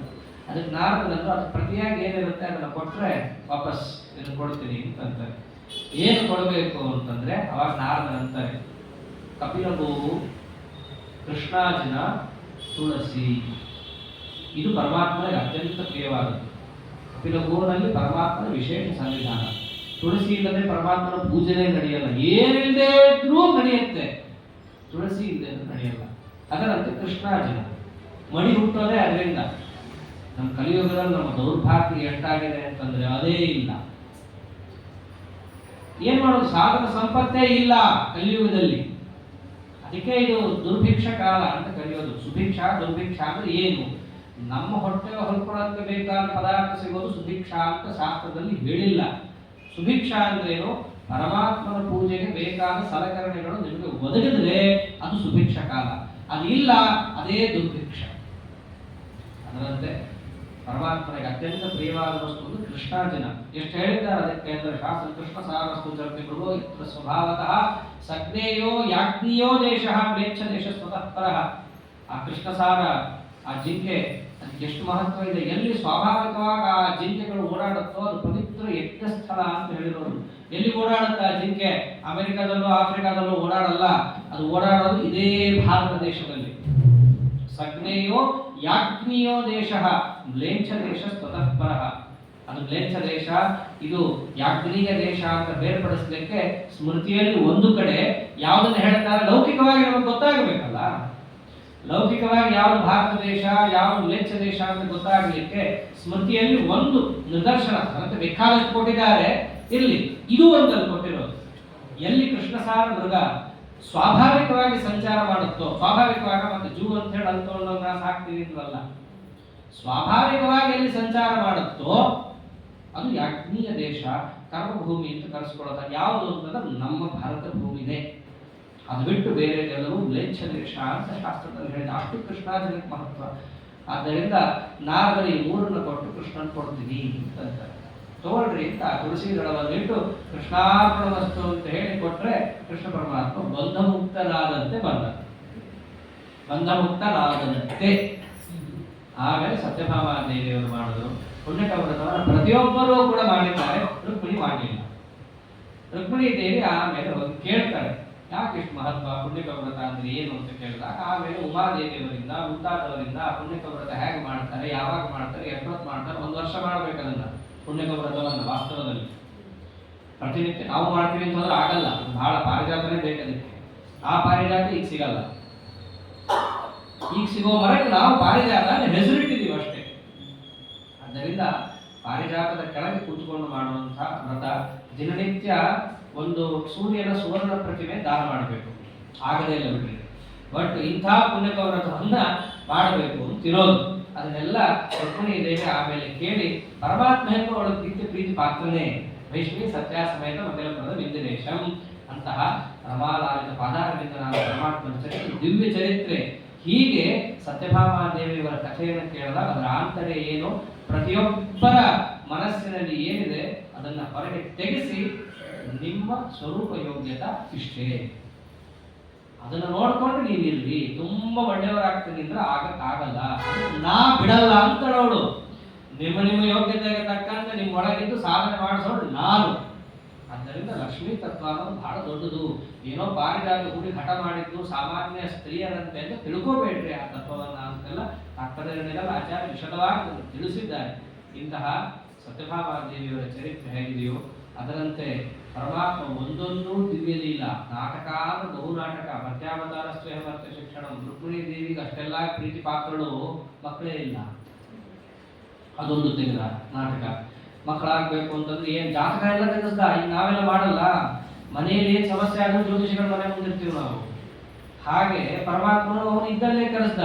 ಅವರು ಜ್ಯೋತಿಷಿಗಳು ಭಾರಿ ಜೋರು ಇರ್ತಾರೆ. ನೋಡಿದ್ರು, ನೀನ್ ಪುತ್ರ ದೋಷ ಇದೆ ದೇವರಿಗೆ, ಜಗತ್ಪಿತ ಪುತ್ರ ದೋಷ ಸಂತಾನ ದೋಷ ಇದೆ ಅಂತ ಹೇಳಿ ಮತ್ತೆ ಏನ್ ಮಾಡ್ಬೇಕು ಮಕ್ಕಳಾಗ್ಬೇಕಂದ್ರೆ ರುದ್ರದೇವರನ್ನು ತಪಸ್ ಮಾಡಿ ಮಕ್ಕಳಾಗತ್ತೆ. ಹಾಗೆ ಆಗ್ಲಿ ಅಂತಂದ. ಅದು ಮಾಡಿ ಹೋಗ್ಲಿ ನಾಟಕ. ಅದರಂತೆ ಪರಮಾತ್ಮ ಎಲ್ಲ ಮನೆಯಲ್ಲಿರೋ ಹಿರಿಯರನ್ನೆಲ್ಲ ಕರೆದ. ಎಷ್ಟೇ ಆದ್ರೂ ದ್ವಾರಕಾಧೀಶ ರಕ್ಷಣೆ ಮಾಡ್ಬೇಕಲ್ಲ ಊರನ್ನ. ಬಲರಾಮನ್ ಕರೀತಾರೆ, ಅಣ್ಣ ನಮಸ್ಕಾರ ಮಾಡ್ತೇನೆ, ಕೈಲಾಸ ಯಾತ್ರೆಗೆ ಹೊರಟಿದ್ದೀನಿ ನಾನು, ಹೋಗಪ್ಪ ಅಂತಂದ. ಏನ್ ನನಗ್ಯಾಕೆ ಕೇಳ್ತಾ ಇದೆಯಾ, ಊರ್ ಕಾಪಾಡ್ಬೇಕಲ್ಲ, ಸಾಲ ಪೌಂಡ್ರಕ ವಾಸುದೇವ ಇವರೆಲ್ಲ ಹೊಂಚಾಕ್ತಾ ಇದ್ದಾರೆ, ನಾನು ಹೋಗೋದೇ ಕಾಯ್ತಿದ್ದಾರೆ, ನೀನಿದ್ರೆ ರಕ್ಷಣೆ ಆಗತ್ತೆ, ಆದ್ದರಿಂದ ನೀನಿರು ಅಂತಂದ್ರು. ಆಗ್ಲಿ ತಥಾಸ್ತು ಅಂತಂದ್ರು. ಎಲ್ಲ ಹಿರಿಯರಿಗೂ ನಮಸ್ಕಾರ ಮಾಡಿ ಪರಮಾತ್ಮ ಹೊರಟ. ಅಂದ್ರೆ ಇದು ಕ್ರಮ. ಎಲ್ಲೇ ನಾವು ಯಾತ್ರೆಗೆ ಹೋಗ್ತಿದ್ದೀವಿ ಅಂತಂದ್ರೆ ಮನೆಯಲ್ಲಿರುವ ಪ್ರತಿಯೊಬ್ಬ ಹಿರಿಯರಿಗೂ ಕೂಡ ನಮಸ್ಕಾರ ಮಾಡಿ ಅವರ ಆಶೀರ್ವಾದ ಅನುಜ್ಞೆಯನ್ನು ಪಡೆದು ಹೋಗಬೇಕು. ಇದನ್ನು ಪರಮಾತ್ಮ ತೋರಿಸ್ತಾ ಇದ್ದಾನಲ್ಲಿ. ಮರ್ತ್ಯಾವತಾರಸ್ತ್ರೀಯ ಮರ್ತ್ಯ ಶಿಕ್ಷಣ. ಅವನಿಗೇನು ಕೈಲಾಸ ಯಾತ್ರೆನೂ ಬೇಕಿಲ್ಲ, ಇವನು ಅನುಜ್ಞೆನೂ ಬೇಕಿಲ್ಲ, ಜಗತ್ತಿಗೆ ತೋರಿಸ್ಬೇಕಲ್ಲ. ನಾವು ಮಂತ್ರಾಲಯಕ್ಕೆ ಹೋಗ್ತೀವ್ರಿ, ರಾಯರ ಹತ್ರ ನಮ್ಮಪ್ಪ ಅಮ್ಮನ ಯಾಕೆ ಕೇಳಬೇಕು ಅಲ್ಲ, ಮನೆಯಲ್ಲಿರೋದು ಮೊದಲು ಗೌರವ ಕೊಟ್ಟು ಅಲ್ಲಿಗೆ ಹೋಗ್ಬೇಕು ನಾವು. ಅದನ್ನು ಪರಮಾತ್ಮ ತೋರಿಸಿ ಕೈಲಾಸ ಯಾತ್ರೆಗೆ ಎತ್ತು ಹೋಗ್ತಾನೆ. ಬದರಿಯಲ್ಲಿ ಫಸ್ಟ್ ಸ್ಟಾಪ್, ಅಲ್ಲಿ ಇಳ್ಕೋತಾನೆ ಗರುಡನ ಮೇಲೆ. ಅಲ್ಲಿ ಹೋಗ್ಬಿಟ್ಟು ಹೇಳ್ತಾನೆ, ನೋಡು ಇಲ್ಲೇ ತಪಸ್ ಮಾಡಿದ್ದು ಮಾರ್ಕಂಡೇಯರೆಲ್ಲ, ಇಲ್ಲಿ ರಾಮ ಬಂದು ತಾನು ರಾವಣನನ್ನ ಕೊಂದಿದ್ದರ ಪ್ರಾಯಶ್ಚಿತ್ತವಾಗಿ ಊರಲ್ಲಿದ್ದ ಅಂತ ಅದೆಲ್ಲ ಕಥೆ ಹೇಳ್ತಾನೆ ಪರಮಾತ್ಮ. ರಾವಣ ಬ್ರಾಹ್ಮಣ, ಅವನನ್ನ ಕೊಂದಿದ್ದ ತಪ್ಪಿಗೆ ಪರಮಾತ್ಮ ರಾಮರೂಪಿ ಬದರಿಯಲ್ಲಿ ವಿಶಾಲ ಅಂತ ಸ್ಥಳ, ಅಲ್ಲಿ ಹೋಗ್ಬಿಟ್ಟು ಹಿಮಾಲಯದಲ್ಲಿ ತಪಸ್ ಮಾಡ್ತಾನಂತೆ ಆ ಪಾಪ ಪರಿಹಾರಕ್ಕೆ. ಅವನು ನಾಟಕ ಅವನು. ಅದರಂತೆ ರಾಮದೇವರು ಮಾಡಿದ್ದು. ಇಂದ್ರದೇವರು ಕೂಡ ರುದ್ರಾಶ್ರಮ ಅನ್ಕೊಂಡಿದ್ದು ಇನ್ನೊಂದು ಸ್ವಲ್ಪ ದಿನ ಇದು ತಪಸ್ ಮಾಡಿದ್ರು ಅಂತ ಬಹಳ ಕಥೆಯೆಲ್ಲ ಹೇಳ್ತಾನೆ. ಅದರಂತೆ ರುಕ್ಮಿಣಿ ದೇವಿನೂ ರುಕ್ಮಿಣಿ ದೇವಿ ಅಂದ್ರೆ ಬಹಳ ಸೌಮ್ಯ. ಗಂಡ ಹೆಂಡತಿ ಇಬ್ರು ಯಾತ್ರೆ ಮಾಡಿದ್ರು, ಯಾತ್ರೆನೂ ಹಂಗೆ ಮಾಡಬೇಕು ಅದನ್ನು ತೋರಿಸ್ತಾನೆ. ತಾವೊಬ್ಬರೇ ಹೋಗಿ ರಾಯ ಪ್ರದಕ್ಷಿಣೆ ಹಾಕೋದಲ್ಲ, ದಂಪತಿ ಅಂತ ಯಾಕೆ ಆಗೋದು. ಅವನು ಇವಾಗ ಒಬ್ಬ ಅಲ್ಲ, ಇಬ್ರು ಏನೇ ಮಾಡಿದ್ರು ಕೂಡ ಜೊತೆಯಲ್ಲಿ ಮಾಡಬೇಕು. ಎಲ್ಲಿ ತನಕ ಸ್ನಾನವನ್ನು ಮಾಡಿದ್ರು ಕೂಡ ನದಿಯಲ್ಲಿ ಕೈ ಹಿಡ್ಕೊಂಡು ಮಾಡಬೇಕು, ಅಷ್ಟಿದೆ. ನೀನು ಆ ಮೂಲೆಯಲ್ಲಿ ನಿಂತ್ಕೊಂಡು ಊರಿಗೆ ಮಾಡೋದು ನಮ್ಮಪ್ಪ ಇಲ್ಲಿ ಮಾಡ್ಕೊಡ್ತೀನಿ ಅಂದ್ರೆ ಆಗಲ್ಲ. ಅದು ದಾಂಪತ್ಯ ಅಂದ್ರೆ ಅಷ್ಟಿದೆ. ದಾಂಪತ್ಯ ಪರಿರಕ್ಷಣ ಅಂತಂದ್ರೆ ಸ್ನಾನದಿಂದ ಆರಂಭ ಮಾಡಿಕೊಂಡು ಜೊತೆಯಲ್ಲೇ ಮಾಡಬೇಕು. ಅರ್ಧ ಆಗಿದೆ ಅಂತಂದ್ರೆ ಏನೋ ಸುಮ್ಮನೆ ಅಲ್ಲದು. ಸಾಧನೆಯಲ್ಲಿ ಅರ್ಧ ಭಾಗ ಅವಳಿಗೆ ಹೋಗುತ್ತೆ ಅಂದ್ರೆ ಅವಳೊಂದಷ್ಟು ನಾವು ಇನ್ಕ್ಲೂಡ್ ಮಾಡ್ಕೋಬೇಕು ಅಂತ ಅರ್ಥ. ಮನೆಯಲ್ಲಿ ಹೋಗೋರು ಕೂಡ ಅಲ್ಲ ಇರೋದು, ಟಿವಿ ನೋಡಕ್ಕಲ್ಲ ಇರೋದು. ಅವರು ನಮ್ಮ ಸಾಧನೆ, ನಾವು ಉಪನ್ಯಾಸಕ್ಕೆ ಹೋಗ್ತೀವಿ ಅಂತ ಅವ್ರನ್ನ ಕರ್ಕೊಂಡ್ ಬರ್ಬೇಕು. ಇರೋ ಧರ್ಮಶಾಸ್ತ್ರ ಹೇಳ್ತೀವಿ, ಆಗೋದು ಬಿಡೋದು ಆಮೇಲಿಂದು. ಆದ್ದರಿಂದ ನಮ್ಮ ಸಾಧನೆಯಲ್ಲಿ ಅವರನ್ನ ಸೇರಿಸ್ಕೊಳ್ಳೋದು ಆ ಹಿಂದಿರುವ ಆಂತರ್ಯ. ಹಾಗೆ ಪರಮಾತ್ಮ ಜಗತ್ತಿಗೆ ಅದನ್ನೂ ತೋರಿಸ್ತಾ ಇದ್ದಾನೆ. ತಾನೊಬ್ಬನೇ ಹೋಗಲಿಲ್ಲ, ರುಕ್ಮಿಣಿ ದೇವಿಯನ್ನು ಕರ್ಕೊಂಡು ಹೋದಾಗ ಅಲ್ಲಿ ಹಿಮಾಲಯದಲ್ಲಿ ತಪಸ್ ಮಾಡ್ತಾ ಕೊಡ್ತಾನೆ. ತಪಸ್ ಮಾಡಬೇಕಾದ್ರೆ ಇದೆಲ್ಲ ಭಾಗವತದಲ್ಲಿಲ್ಲ ಕಥೆ, ಇದು ಹರಿವಂಶದಲ್ಲಿ ಬರುತ್ತೆ. ಅದು ಘಂಟಾಕರಣ ಅಂತ ಒಂದು ಪಿಶಾಚಿ, ಅದು ಬರುತ್ತಲ್ಲಿ. ಯಜಮಾನ ಒಳ್ಳೆಯದೇ, ವೈಷ್ಣವನೇ, ಆದ್ರೆ ಮಹಾಪಾಪ ಮಾಡಿದ್ರಿಂದ ಪಿಶಾಚಿಯಾಗಿ ಹುಡ್ತಾನೆ. ಎಷ್ಟು ಪಾಪ ಅಂತಂದ್ರೆ ಅವನ ಕಿವಿಗೆ ಗಂಟೆ ಕಟ್ಕೊಂಡಿರ್ತಾನೆ. ನಾರಾಯಣ ಗೋವಿಂದ ಅಂತ ಯಾರಾದ್ರೂ ಸಾಕು, ಅದಕ್ಕೆ ಆಗ್ತಾ ಇರಲ್ಲ, ಗಂಟೆ ಆಡಿಸ್ತಾ ಇರ್ತಾರೆ. ಕೇಳಿಸ್ಬಾರ್ದ ಆ ಶಬ್ದ ನನಗೆ ಅಂತ, ಅಷ್ಟು ವೈಷ್ಣವ ದ್ವೇಷವನ್ನು ಆ ಪಿಶಾಚಿ ಮಾಡ್ತಾ ಇರುತ್ತೆ. ಪರಮಾತ್ಮ ಆ ಪಿಶಾಚಿ ಎರಡು ಸೇರುತ್ತಲ್ಲ ಒಂದು ಕಡೆ, ಅದು ತಪಸ್ ಮಾಡ್ತಾ ಇರುತ್ತೆ, ಇನ್ನೂ ತಪಸ್ ಮಾಡ್ತಿರ್ತಾನೆ. ಕೃಷ್ಣ ರುದ್ರದೇವರನ್ನು ಕುರಿತು ತಪಸ್ ಮಾಡ್ತಾ ಇರ್ತಾನೆ, ಈ ಪಿಶಾಚಿ ದೇವರನ್ನು ಕುರಿತು ತಪಸ್ ಮಾಡ್ತಾ ಇರ್ತೀವಿ. ಯಾಕೆ ಅಂತಂದ್ರೆ ರುದ್ರದೇವರನ್ನು ಕುರಿತು ಇವನು ತಪಸ್ ಮಾಡ್ತಾನೆ ಮೊದಲು ಭೂತನಾಥ. ಈ ಪಿಶಾಚಿನೂ ಒಂದು ರೀತಿ ಅದೇನೆ, ತಪಸ್ ಮಾಡಿದಾಗ ರುದ್ರದೇವರು ಕಾಣಿಸ್ತಾರೆ. ಏನ್ ಬೇಕು ನಿಂಗೆ? ನನ್ಗೆ ಮೋಕ್ಷ ಬೇಕು ಅಂತ. ರುದ್ರದೇವರು ನನ್ನ ಡಿಪಾರ್ಟ್ಮೆಂಟ್ ಅಲ್ಲ, ನೀ ಏನ್ ಬೇಕಾದ್ರೆ ಕೇಳ್ಕೊಡ್ತೀನಿ. ವಿಶ್ವವಿಧಾತ ಮೋಕ್ಷಸ್ಯ, ಈಶ್ವರ ಜ್ಞಾನವನ್ನಿಚ್ಛೇತ್ ಮೋಕ್ಷವಿಚ್ಛೇತ್ ಜನಾರ್ದನ. ಮೋಕ್ಷ ಬೇಕು ಅಂದ್ರೆ ಅದು ಜನಾರ್ದನನ್ ಕೇಳೋದು, ನನ್ನ ಡಿಪಾರ್ಟ್ಮೆಂಟ್ ಯಾರು, ನೀನು ತಪ್ಪದಾರಿ ಬಂದಿದ್ಯಾ ಅಂತ. ಸರಿ, ಹಾಗಿದ್ರೆ ನಾ ಏನ್ ಜಪ ಮಾಡಿ? ಅವರು ಭಗವದ್ ರೂಪ ಉಪದೇಶ ಮಾಡ್ತಾರೆ. ಮಹಾನುಭಾವ ರುದ್ರದೇವರು ಉಪದೇಶ ಕೊಟ್ಟು ಇದನ್ನು ಜಪ ಮಾಡು, ದೇವರು ಕಾಣಿಸ್ತಾನೆ ನಿನಗೆ, ಅವನು ಉದ್ಧಾರ ಮಾಡ್ತಾನೆ ಅಂತಂದು. ಅದರಂತೆ ಇದು ಜಪ ಮಾಡ್ತಾ ಕೂತಿದ್ದು ಪಿಶಾಚಿ ದೇವರನ್ನು ಕುರಿತು. ಕೃಷ್ಣನು ಅಲ್ಲೇ ಕೂತಿದ್ದ. ಅವಾಗ ಜಪ ಮಾಡ್ತಿರ್ಬೇಕಾದ್ರೆ ಅವ್ರ ಜಪದಲ್ಲಿ ಇವರು ಕಾಣಿಸ್ಕೊಳ್ಳಿಕ್ಕೆ ಶುರುವಾಗ್ತಾರೆ. ನನ್ನ ತಪಸ್ಸಲ್ಲಿ ನೀ ಯಾಕೆ ಕಾಣಿಸ್ಕೊತಾ ಇದೆಯಾ ಅಂತ ಅವನು. ನಾನೇನೋ ಮಾಡ್ಲಿ ಮಾರಾಯ, ನಾ ಅವ್ರಿಗಿಲ್ಲ ಕೂತಿದ್ದೀನಿ ಇದು ಕೃಷ್ಣ. ಕಡೆಗೆ ಸಂವಾದ ಆಗಿ ಗೊತ್ತಾಗತ್ತೆ ಕೃಷ್ಣನೇ ವಿಷ್ಣು ಅಂತ ಹೇಳಿ ಕಾಲಿಗೆ ಬಿದ್ದು ಆ ಗಂಟೆಯನ್ನೆಲ್ಲ ತೆಗೆದುಹಾಕಿ, ಕಡೆಗೆ ಆ ಗಂಟೆಗಳ ಏನಾಯ್ತು ನಮ್ಮ ಆಚಾರ ತಮಾಷೆ ಮಾಡೋದು, ಆ ಗಂಟೆನ ಏನಾಯ್ತು ಅಂದ್ರೆ ಎಲ್ಲ ಚರ್ಚ್ ಮೇಲೆ ಬಂದು ಕೂತ್ಕೋದು ಹಾಸ್ಯ ಮಾಡ್ತಾ ಇರ್ತಾರ. ಈ ಚರ್ಚೆಲ್ಲ ಗಂಟೆ ಅಂತ ಏನಿದ್ರೆ ಏನದು? ಘಂಟಾಕರಣ ಪಿಶಾಚಿ ಗಂಟೆ ಅದು ಅಂತ. ಹೀಗೆ ಆ ಘಂಟಾಕರಣನನ್ನ ಪರಮಾತ್ಮ ಉದ್ಧಾರ ಮಾಡಿ ಆನಂತರದಲ್ಲಿ ಎಷ್ಟು ವರ್ಷ ತಪಸ್ ಮಾಡಬೇಕು? 12 ವರ್ಷ ತಪಸ್ಸಿತ್ತು. 12 ಆಗಲ್ಲ ಅಂತ. ಅಷ್ಟೆಲ್ಲ ನಾವೆಲ್ಲ ತಪಸ್ಸೆಲ್ಲ ಮಾಡೋದು ಇತಿಹಾಸದಲ್ಲೇ ಇಲ್ಲ. ಇಲ್ಲ ಅಂದ್ರೆ ಮಕ್ಕಳಿಲ್ಲ ಅಂದ್ರು ಋಷಿಗಳೆಲ್ಲ. ಸರಿ, 12 ವರ್ಷ ಅಂದ್ರೆ ಏನು? ಬೃಹಸ್ಪತಿ 12 ರಾಶಿಗಳಲ್ಲಿ ತಿರುಗಿದ್ರೆ 12 ವರ್ಷ. 12 ರಾಶಿ ಅಂದ್ರೆ ಒಂದು ರಾಶಿಯಲ್ಲಿ 1 ವರ್ಷ ಇರ್ತಾನೆ ಬೃಹಸ್ಪತಿ. ಈಗ ಎಲ್ಲಿದ್ದಾನೆ? ಮಿಥುನಕ್ಕೆ ಬಂದಿದ್ದಾನೆ. ಗುರುಬಲ ವೃಷಭ ರಾಶಿಯವರಿಗೆ. ಇವೆಲ್ಲ ಜ್ಯೋತಿಷ್ಯ ಭಾಳ ಎಲ್ಲರಿಗೂ ಗೊತ್ತೇ ಇರುತ್ತೆ. ಇವಾಗ ಯೂಟ್ಯೂಬ್ ಬಂದು ಎಲ್ಲರೂ ಜ್ಯೋತಿಷ್ಯ ವಿದ್ವಾಂಸರಾಗಿದ್ದಾರೆ ಆಲ್ಮೋಸ್ಟ್. ಆದ್ದರಿಂದ ಈ ಗುರು ಒಂದು ರಾಶಿಯಲ್ಲಿದ್ರೆ 1 ವರ್ಷ, ಆಗ 12 ವರ್ಷ. 12 ರಾಶಿ ಬಂದ್ರೆ 12 ವರ್ಷ ಅಂತಂದ್ರು. ಕರ್ದ ಬಾಯಲ್ಲಿ ತಿರುಗುವಂತಂದ್ರೆ ಅಷ್ಟೆಲ್ಲ ದನಗೆ ತಿರ್ಗಕ್ಕಾಗಲ್ಲ. ನೀ ತಿರ್ಗಕ್ಕಾಗಲ್ಲ ಅಂತಂದಾಗ ಪರಮಾತ್ಮನೇ ಅವನು ಹಿಡ್ಕೊಂಡು ಚಕ್ರಂ ನವೃತ್ತಂಗತಿ ನವೀಪತ್, ಅವನನ್ನ ತಾನೇ ಹೇಳ್ಕೊಂಡು ಗರ ತಿರುಗಿಸ್ಬಿಡ್ತಾನೆ. ಆಯ್ತಲ್ಲ, 12 ವರ್ಷ ಬಾ ಬಂದು ದೇವರನ್ನು ಕರೆದ. ಏನು ಸ್ವಾಮಿ, ನನ್ನನ್ನೇನು ನೀ ಕರೆದಿದ್ದು? ನನ್ನ ಮಗನ್ ಕೊಡು ನನಗೆ ಅಂತಂದ್ರು. ಯಾರು ನಿನ್ ಮಗ ಕೊಡಕ್ಕೆ? ನೀನೇ ಜಗತ್ತಿಕ, ಅವೆಲ್ಲ ಬೇಡ. ನೋಡು, ನೀ ನನ್ಗೆ ಮಗ ಕೊಡ್ಬೇಕು. ಯಾರನ್ನ? ನೀನೇ ಒಬ್ಬನು ಕೊಂದಿದೀಯಲ್ಲ, ನನ್ನ ಮಗನ ಕೊಂದಿದೀಯಲ್ಲ ನೀನು, ಮನ್ಮಥನನ್ನ, ಅವನನ್ನೇ ಕೊಡು ಅಂತ. ಅವನೇನೆ ಪ್ರದ್ಯುಮ್ನ ಅಂತ ಪ್ರಸಿದ್ಧನಾಗ್ತಾನೆ ಲೋಕದಲ್ಲಿ. ಆಯ್ತು ಅಂತ ರುಕ್ಮಿಣಿ ದೇವಿ ಗರ್ಭ ಏನೋ ಬಂತು, ಅದೊಂದು ವಿಚಿತ್ರ. ಗರ್ಭಧಾರಣೆಯನ್ನೇನೋ ಮಾಡಿದ್ಲು. ಅಷ್ಟರಲ್ಲಿ ಶಮರಾಸುರ ಅಲ್ಲಿಂದಲೇ ಎಲ್ಲಾ ಕಡೆ ಹಂಚಾಗ್ತಾ ಇದ್ದ. ನನ್ನನ್ನು ಯಾರು ಕೊಲ್ಲೋರು ಅಂತ ಕೇಳಿದ ನಾರದರಿಂದ. ನೋಡುವ ರುಕ್ಮಿಣಿ ದೇವಿ ಹೊಟ್ಟೆನ ಹೋಗ್ತಾನೆ, ಅವನೇ ನೀನು ಕೊಲ್ಲೋನು. ಒಂದ್ ವೇಳೆ ನೀನು ಆ ಕೂಸನ್ನು ಕೊಂದ್ರೆ ನೀ ಅದರಾಮ ಅಷ್ಟೇನಾ ಅಂತಂದ. ಅಷ್ಟೇ, ಅವನೊಬ್ಬನೇ. ಹಾಗೆ ಆಗ್ಲಿ ಅಂತಂದ. ಆ ರುಕ್ಮಿಣಿ ಹಡಿಯೋದೇ ಕಾಯ್ತಾ ಇದ್ದ. ಹಡದ್ಲು ಕೂಸು. ಮಾಯಾವಿ, ದೊಡ್ಡ ಮಾಯಾವಿ ಶಮರಾಸುರ ಅಂತಂದ್ರೆ. ಒಂದು ಕಥೆ ಪ್ರಕಾರ ಶಮರಾಸುರ ಬೇರೆ ಯಾರು ಅಲ್ಲ ಅಂತಾರಲ್ಲ, ಹಂಸೋಪದೇಶದಲ್ಲಿ ಬೇರೆ ಬೇರೆ ಇದೆ ಆ ವಿಚಾರಗಳೆಲ್ಲ ಇರಲಿ. ಆ ಶಮರಾಸುರ ಏನ್ ಮಾಡ್ತಾನೆ, ಆ ಕೂಸನ್ನು ತಗೊಂಡಾಗ ಸಮುದ್ರಕ್ಕೆ ಎಸೆದ್ಬಿಡ್ತಾನೆ. ಅದರಲ್ಲೊಂದು ಮೀನು ತಿನ್ನಂತೆ. ಆ ಮೀನನ್ನು ಒಬ್ಬ ಬೆಸ್ತ ಹಿಡಿತಾನೆ. ಆ ಬೆಸ್ತ ಹಿಡಿದು ಒಂದು ಕೂಸು ಸಿಕ್ತು ಅಂತ ಹೇಳಿ ತಂದು ಶಮರಾಸುರನಿಗೆ ಕೊಡ್ತಾನೆ. ಶಮರಾಸುರ ಸಾಕ್ರಿ ಅಂತ ಒಳಗೆ ಕಳಿಸ್ಬಿಡ್ತಾನೆ. ಆ ಕೂಸನ್ನ ಅಲ್ಲಿದ್ದಂತಹ ದಾರಿ ಒಬ್ಬರು ಸಾಕ್ತಾಳೆ. ಅಷ್ಟರಲ್ಲಿ ಅಲ್ಲಿ ಮಾಯಾವತಿ ಬ್ರಹ್ಮದೇವರು ಶಾಪ ಇರುತ್ತೆ ಅವಳಿಗೆ. ಶಂಬರಾಸುರ ಎಳಕೊಂಬಂದು ಅಲ್ಲಿ ಇಟ್ಕೊಂಡಿರ್ತಾನೆ. ನನ್ನ ಗಂಡ ಯಾವಾಗ ಬರೋದು ಅಂತ ಕೇಳಿದಾಗ ನಿನ್ನಿದ್ದಲ್ಲೇ ನಿನ್ನ ಗಂಡ ಬರ್ತಾನೆ. ಹೆಂಗೆ ಅಂತಂದ್ರೆ ಲಕ್ಷಣ ಹೇಳ್ತಾರೆ. ಒಂದು ಮೀನಿನಲ್ಲಿ ಸಿಗ್ತಾನವನು, ಅವನೇ ನಿನ್ನ ಗಂಡ ಅಂತ ಹೇಳಿ ಮಾಯಾವತಿಗೆ ಹೇಳಿರ್ತಾರೆ. ಗೊತ್ತಾಗತ್ತೆ ಆ ಹುಡುಗನೇ ನನ್ನ ಗಂಡ ಅಂತ ಹೇಳಿ ದಿವ್ಯೌಷಧಗಳನ್ನು ಅವನಿಗೆ ಕೊಟ್ಟು 15 ದಿವಸದಲ್ಲಿ ಚಿಕ್ಕ ಕೂಸು ಒಳ್ಳೆ ಯುವಕ ಆಗಿಬಿಡ್ಬೇಕು ಹಾಗೆ ಅವಳು ತಯಾರು ಮಾಡ್ತಾಳೆ. ಮಾಡಿಬಿಟ್ಟು ಪತ್ನಿಯಂತೆ ವ್ಯವಹರಿಸ್ಲಿಕ್ಕೆ ಹೋದ. ಇವನಂತಾನೆ ತಾಯಿ ಹಿಡ್ಕೊಂಡ್ಬಿಟ್ಟಿರ್ತಾನೆ ಇವನು. ಅವಾಗ ಅವಳು ತಿಳಿಸ್ತಾಳೆ, ಇಲ್ಲ ನಾನೇನು ಹೆಂಡತಿ, ನಾನು ಮಾಯಾವತಿ ಅಂತ ಹೇಳಿ ಎಲ್ಲ ವೃತ್ತಾಂತವನ್ನು ಹೇಳಿದಾಗ ಇದೆಲ್ಲ ಶಮರಾಸುರನ್ ಗೊತ್ತೇ ಇಲ್ಲ. ಅಡಿಗೆ ಮನೆಯಲ್ಲಿ ಆಗ್ತಿರೋ ಕಥೆ ಇವನಿಗೆ ಏನು ಪರಿಚಯನೇ ಇಲ್ಲ. ಆಮೇಲೆ ಗೊತ್ತಾಗಿ ಆ ಪ್ರದ್ಯುಮ್ನ ಮೇಲೆ ಆಕ್ರಮಣ ಮಾಡಲಿಕ್ಕೆ ಹೋದ್ರೆ ಅವನಿಂದ ಅವನು ದೊಡ್ಡ ಮಹಾಪರಾಕ್ರಮಿ. ಅವನು ಕೂಡ ಆ ಶಂಬರಾಸುರನ ಮರ್ದನವನ್ನು ಮಾಡ್ತಾ ಎಷ್ಟೇ ಮಾಡಿದ್ರು ಆ ಶಂಬರಾಸುರನ ಸಂಹಾರ ಮಾಡಕ್ಕೆ ಆಗ್ತಿರಲ್ಲ. ಕಡೆಗೆ ಪಾರ್ವತೀ ದೇವಿಯ ಸ್ತೋತ್ರವನ್ನು ಅವನು ಮಾಡ್ತಾರೆ. ಸ್ತೋತ್ರವನ್ನು ಮಾಡಿ ನಿನ್ನ ಹತ್ರ ಇರುವ ಅಸ್ತ್ರವನ್ನು ಬಿಡು ಅಂತ ಹೇಳಿ ಪಾರ್ವತೀ ದೇವಿ ಹೇಳಿದ ಮೇಲೆ ಅವಳ ತಾನೇ ಗುರು. ಇಂದ್ರ ಮತ್ತು ಕಾಮರಿಗೆ ಗುರುಸ್ಥಾನದಲ್ಲಿ ಬರೋದು ಯಾರು ಅಂತಂದ್ರೆ ಪಾರ್ವತೀ ದೇವಿನೇ. ಅವರು ಉಪದೇಶ ಆಯಿತು. ಉಪದೇಶ ಆದ ಮೇಲೆ ಆ ಶಂಬರಾಸುರನನ್ನು ಇವನು ಸಂಹಾರ ಮಾಡಿದ್ದಾನೆ. ಇಷ್ಟೆಲ್ಲ ಗಲಾಟೆ ನಡೀತಾ ಇದೆ.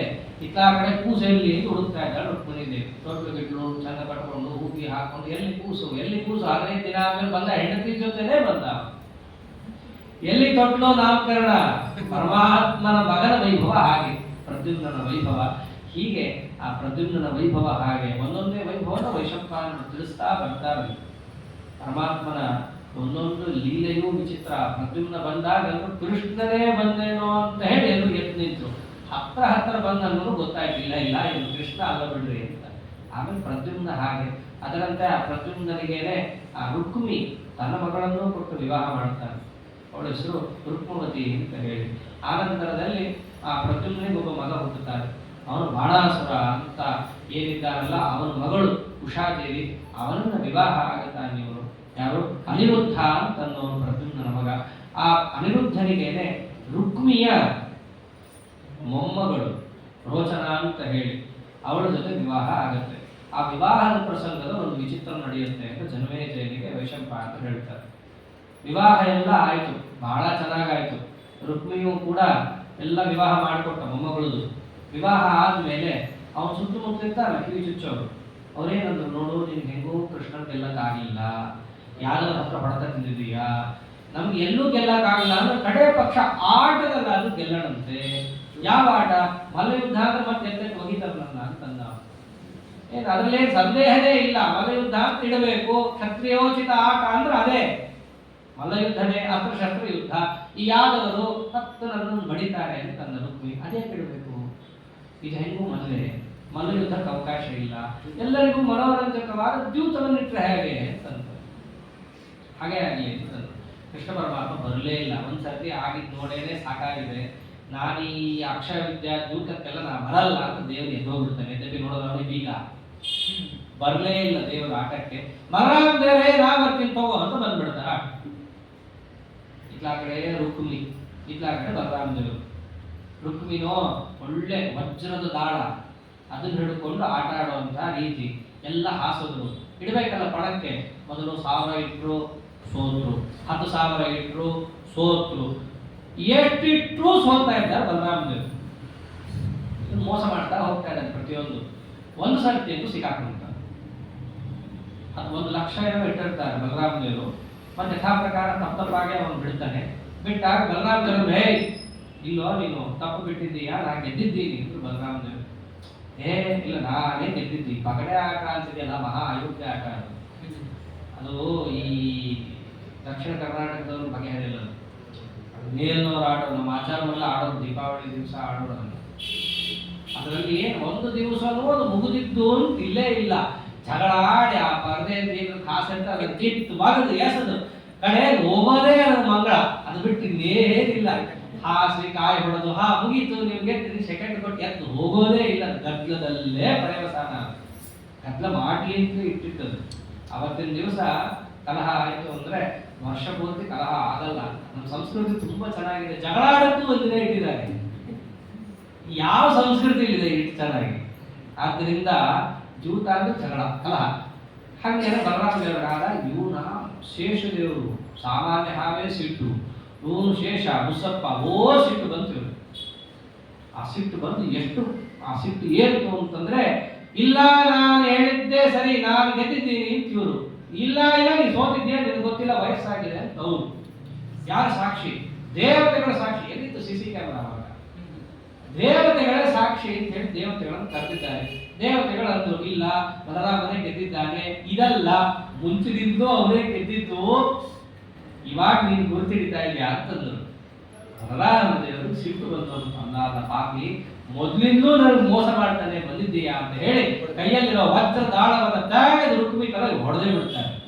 ಅವನ ತಲೆ ಸೀಳು ಹೋಗುತ್ತೆ. ಎಲ್ಲ ರುಕ್ಮಿಣಿ ದೇವಿ ನೋಡ್ತಾ ಇದ್ದಾರೆ ಹಾಗೆ ಸುಮ್ಮನೆ, ಏನು ಮಾತಾಡ್ಲಿಲ್ಲ.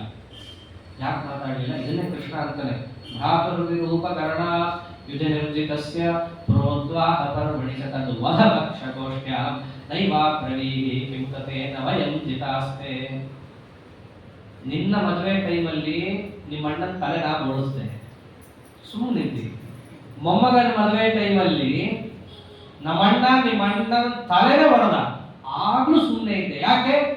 ಎಲ್ಲಿ ನಾನು ಮಾತಾಡಿದ್ರೆ ಕೃಷ್ಣನ ಪ್ರೀತಿ ಕಡಿಮೆ ಆಗುತ್ತೋ ಅಷ್ಟು ನೀ ನನ್ನ ಹಚ್ಕೊಂಡಿದ್ದೀಯಾ ಅಂತ ನನಗೆ ಮೊದಲೇ ಗೊತ್ತಿದ್ರು ಕೂಡ ಏನು ಪರಮಾತ್ಮ ಆಡ್ತಾನೆ ಮಾತನ್ನೆಲ್ಲ. ಹೀಗೆ ಆ ಪರಮಾತ್ಮ ಆ ರುಕ್ಮಿಣಿ ದೇವಿಗೆ ಆಡ್ತಾಳಲ್ಲ, ಆ ರುಕ್ಮಿಣಿ ದೇವಿ ಕಣ್ಣಾಹಾರೆ ನೋಡುತ್ತಾಳು ಅವ್ರ ಅಣ್ಣನ ತಲೆ ಹೊಡೆದಿತ್ತು. ಹೀಗೆ ಅಲ್ಲೂ ಪರಮಾತ್ಮ ಅವನ ಮನೆತನ ಏನೇನಿದೆಯೋ, ಅವ್ರು ಯಾರೇ ಮದುವೆ ಆದ್ರೂ ಅಲ್ಲೊಂದು ಯಾರದ್ದೋ ಒಬ್ರು ದಿತಿಶ್ರೀ ಆಗಿರೋದೆ, ಯಾರದೋ ಒಬ್ಬರಲ್ಲಿ ಆಗಿರೋದೆ. ಪ್ರದ್ಯುಮ್ನ ತಗೊಂಡ್ರೆ ಶಮರಾಸುರನ್ ಹೋಯ್ತು, ಅನಿರುದ್ಧನ್ ತಗೊಂಡ್ರೆ ಬಾಣಾಸುರನ್ ಹೋಯ್ತು, ಇನ್ನೊಂದು ಮದುವೆ ತಗೊಂಡ್ರೆ ರುಕ್ಮಿ ಹೋದ. ಯಾರ ಮದುವೆ ತಗೊಂಡ್ರಿ ಅಲ್ಲಿ ಯಾವುದೋ ಒಂದು ಮುಗಾರೋ ತಾರಣಾಯಚ ಆಗಿರೋದೆ. ಹೀಗೆ ಆ ಪರಮಾತ್ಮ ವೈಭವ ಮನಸ್ಸರದ್ದು ಎಲ್ಲ ವಿಚಿತ್ರವಾಗಿದೆ ಅಂತ ತಿಳಿಸಿದಾಗ, ಮುಂದೆ ಜನಮೇಜಯ ಷಟ್ಪುರರು ಕೃಷ್ಣನಿಂದ ನಿಗೃಹೀತರಾದರು ಅಂತ ಕೇಳ್ತೀವಿ.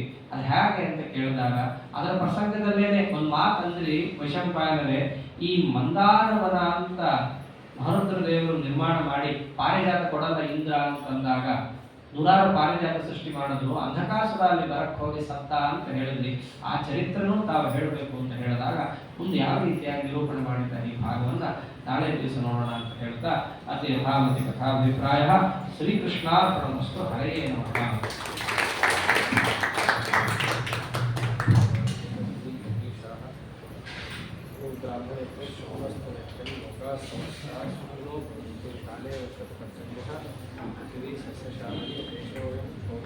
ಸಜ್ಜನ